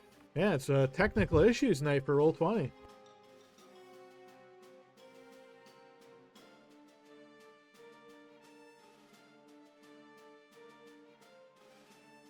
While that refresh is occurring, there will be at least one more shot at you, Giant Ape, so go ahead and throw me another defense roll. Oh, that one you will evade. Haha. All right, and then you might take one more, depending on Jordan's roll, but it would be your turn up next. It is still not doing anything. Does someone else want to roll it for me while I maybe... Try Control-Shift-R to do a full cache clear, and that might help you. Okay, we'll take that, and that one is down permanently. The giant ape is sick of just getting hit by things he can't see, so he's gonna run down here. All right, Gordon, you no longer have cover. Gordon, your turn. Thinks to himself, stupid Abe. Okay, fuck it, I'm gonna go here. 5. His whole chest is like covered in arrows that are sticking out of it. 5, 10, 15, 20, 25, 30, 35, 40, 45, 50. So that's 5, 10, 15, 5, 10, 15, 20, 25, 30, 5, 10, 15, 20, 25. I gotta go one more. All right. And just for full accuracy here, because this door is totally smashed, I'm actually going to remove it from the map because you can't close it any longer. All right. I see a creature within range within 30. I also see spells being cast. So I'm going to deafen that room. Let's see. It's a creature that you can see. So actually, I need to go. Oh, shoot. So it's 10, 15, 20, 25, 5, 10, 15, 20, 25. Yeah, I can go one more. I'll go one more. Now, little person with the green crown is going to be silenced or deafed. Hopefully.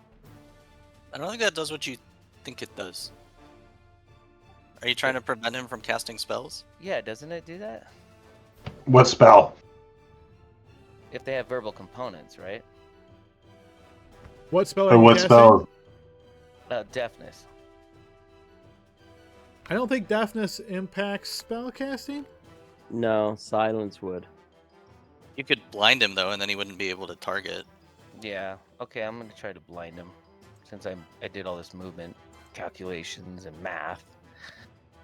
Okay, go ahead and post that spell, and then throw me a spell effect roll.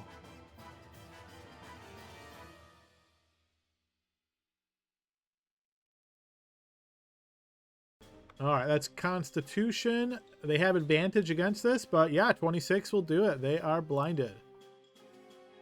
Nice. All right. The girl with the green hair is blinded. There's 30 feet of movement. I'm fucked.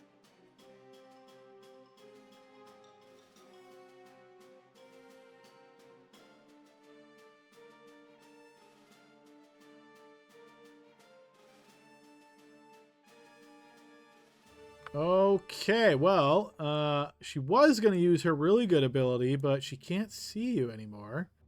Nice. Very good.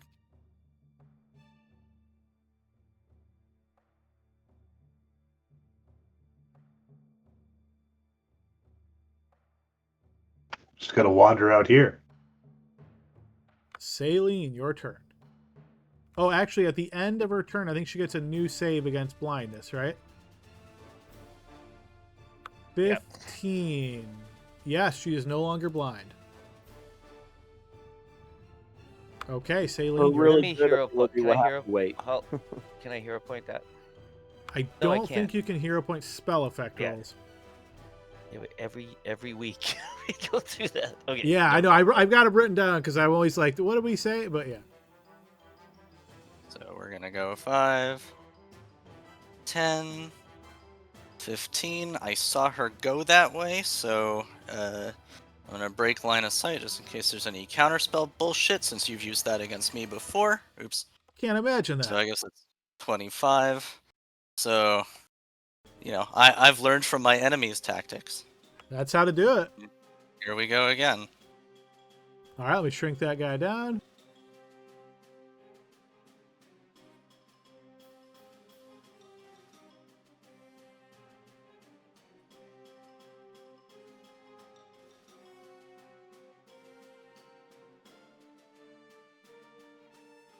Having trouble getting it to where I want to go. Stand by. I thought it was a good spot.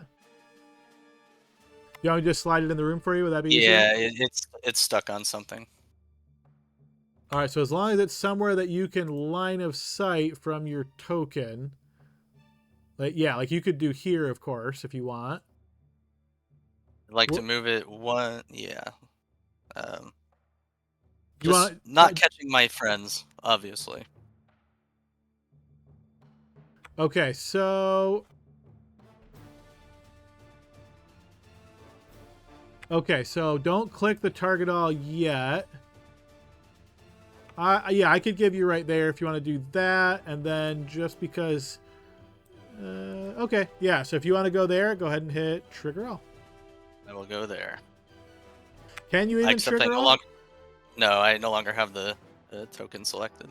All right. Do you care if I just click it for you? Go for it.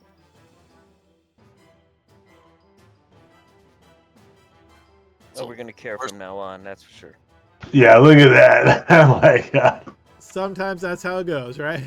All right. So, yeah, there's definitely some additional wounded. This one is, he's already totally dead. So I'm going to move that one off. That one drops, but it's not full dead. Okay. And the others are wounded. Okay. I have 5 more feet of movement because I fucked up my line of sight thing. So I will go one more here to break more, and that will do it. And I will say, they're softened up. Go in, kill them. Okay, Saline, 1d20 on this one's turn.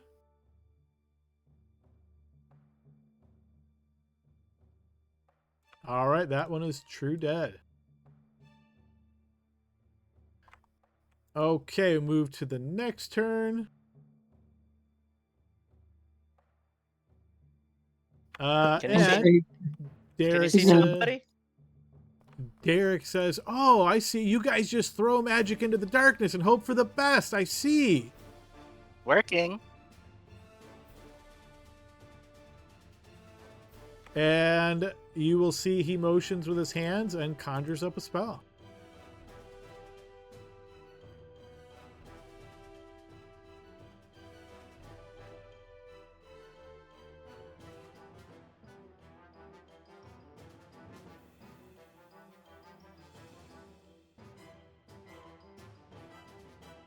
You hear this enormous blast of sound echoes out through the room.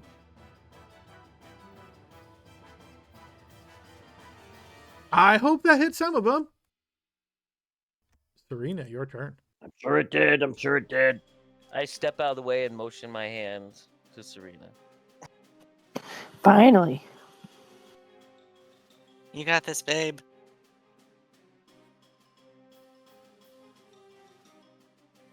All right, as you step into the room, Serena, you notice only one opponent still on their feet, the other 3 on the ground.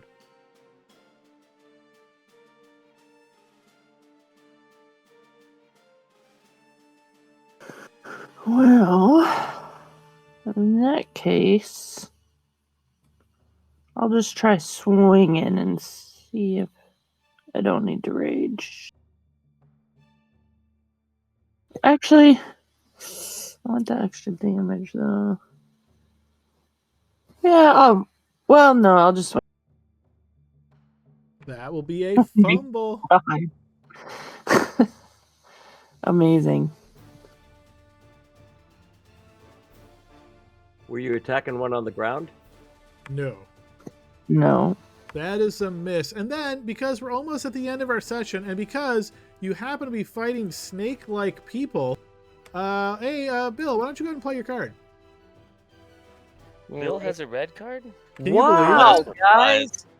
And I heard Adam snicker right when the cards were given and everything. I was like, Adam, I don't know if you saw my message, but I was like, I know why I you're did. snickering. Yeah, well, Yeah. actually, I wasn't snickering at yours, believe it or not. Yeah. Well, there we go.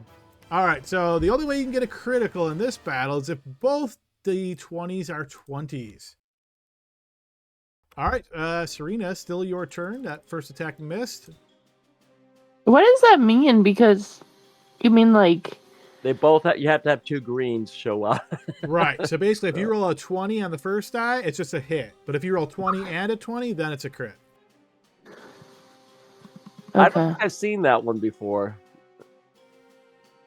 Yeah, maybe it's come up once. It hasn't come up often.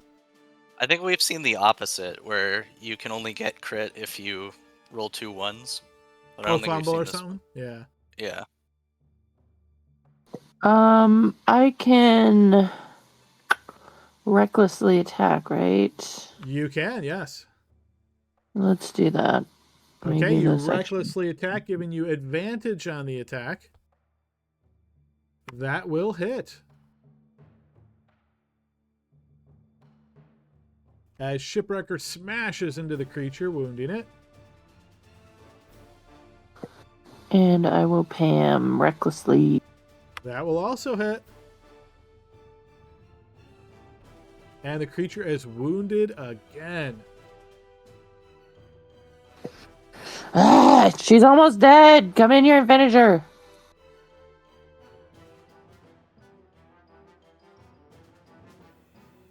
Okay, Tabard's turn.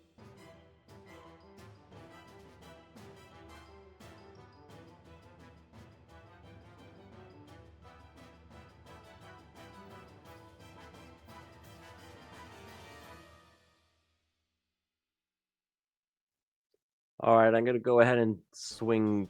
And she's not on the ground though, you said, right? She is not. All right. Well, I'm not going to go ahead and use a key point right now, but I am going to go ahead and swing twice. Okay.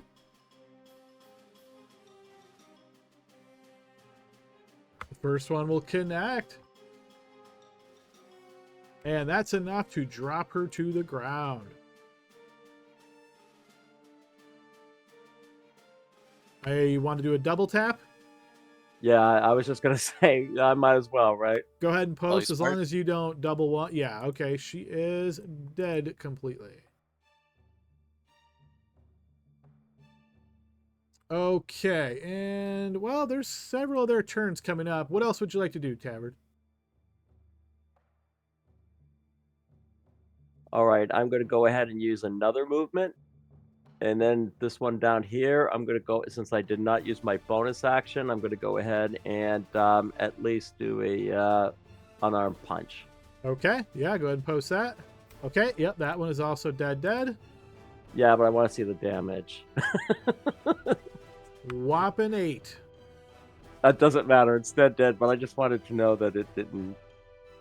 Yeah. It wasn't a 1. Yeah, who knows, right? I want to use those up. All right, that'll end my turn. All right. And I'll yell, Yeah, they're just down. Serena, you can go ahead and roll for Derek here. Throw me 2d20s, please.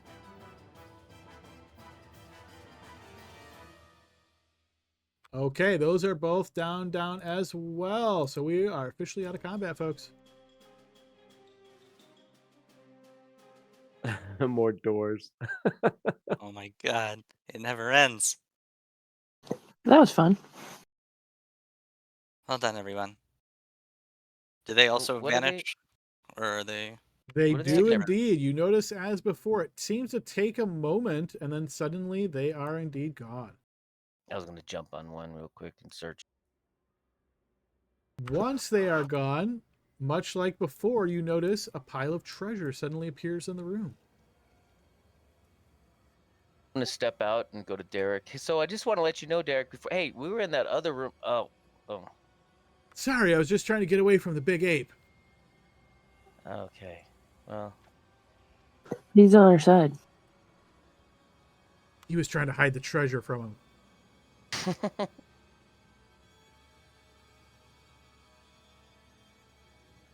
Oh, What look do we at got? that! Coins in the middle of the room. How interesting. Yeah, it happened before, but it's gonna be a system. Once we win a fight, we get some shit. But we need to get out of here. We're looking for stairs. Stay focused. Indeed, yes. All right, is one of you guys counting up the coinage? Sure. Yeah, All I right. don't know how much you can carry there, Serena, so I'll help out. I know you probably have a lot already. Not as many coins here, but more of a variety of denominations.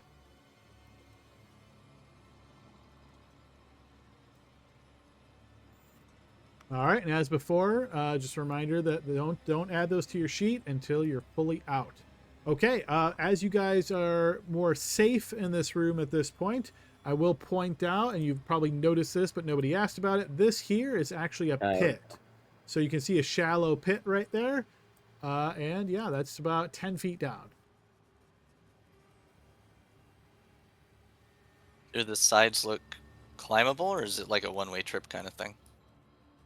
I mean, it wouldn't be an easy climb. Like, if you can jump high enough, you'd have to grab onto the edge. It's not, like, sloped or anything. It's just pretty much a straight down deal. Okay. Do we Well, want our how's ape everyone friend to doing? open up more doors, or do we want to He go can't through get through the door Yeah, I know, but what about the other outside. doors? Yeah. Yeah, that's. I think we could use it. You could use a strength right now. My bull's thing is should still be up. We're gonna trigger another fight if we do that. Just so Yeah, but the you're DM aware. doesn't mind ending on a cliffhanger, so. I don't have any more fireballs. Wait, Well, we also don't have an exit. Should we just rest in here then?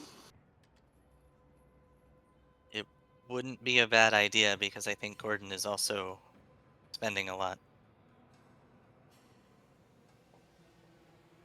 You know, far be it from me to question your tactics, but perhaps have you thought about putting the light source on one of the individuals that goes in the front, and then that way they light up the room for the people in the back? Brilliant strategy. Well, the only person that needs light is the ape, and so. But okay. You thank all you. see in the dark? Oh yeah. Yep. Oh, apparently I'm at a disadvantage. I don't see in the dark. I could keep going, but if you guys can't, then let's start resting. No, let's rest. We're gonna lose the ape, but Yeah, nothing for it. what's that?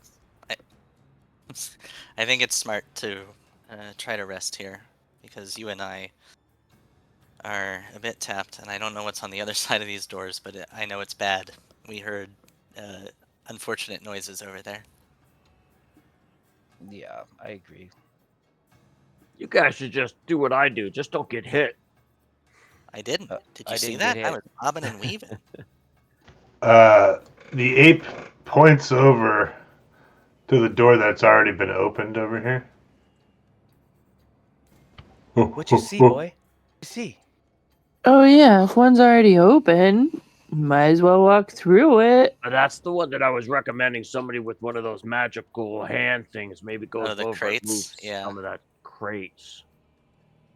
In case fungus or anything comes up, you know. Dusty.